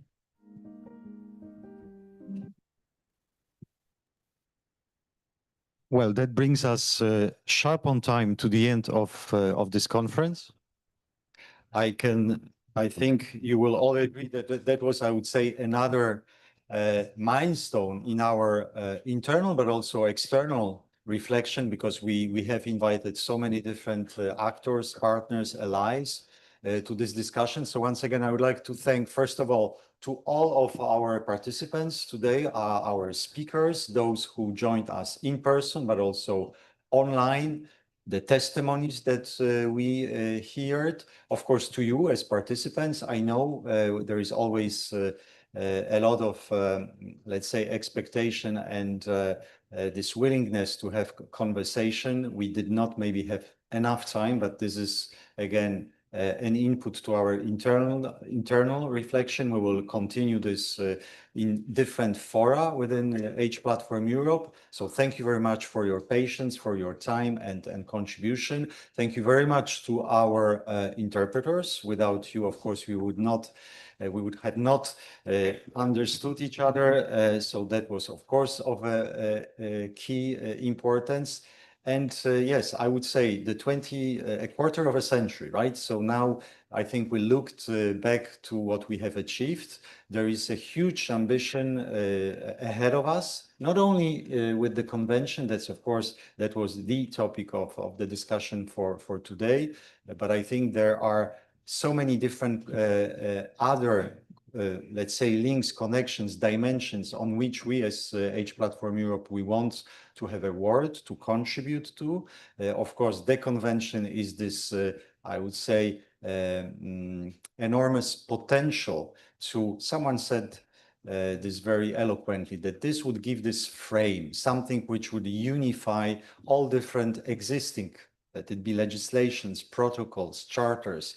We as older people, we sometimes, and not only us, I think we are all a little bit confused and lost sometimes when we look at all this huge spectrum of different policy features, as we can call like this, that exist, but then how they relate to our daily life, how actually, and it was said by the member of the European Parliament, all this discussion is not theoretical. It's actually about issues that concern us, people of all ages, older people today, future generations of older people. So how to make sure that we will all be actually living, continuing, contribute, participate, and be an equal actually part of the society. Once again, thank you so much for this extraordinary 25th anniversary conference that I have now the pleasure to close.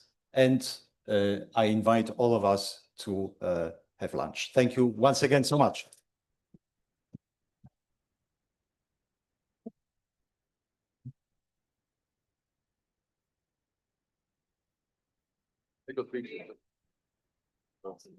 Next time in Geneva. For me, no, probably not.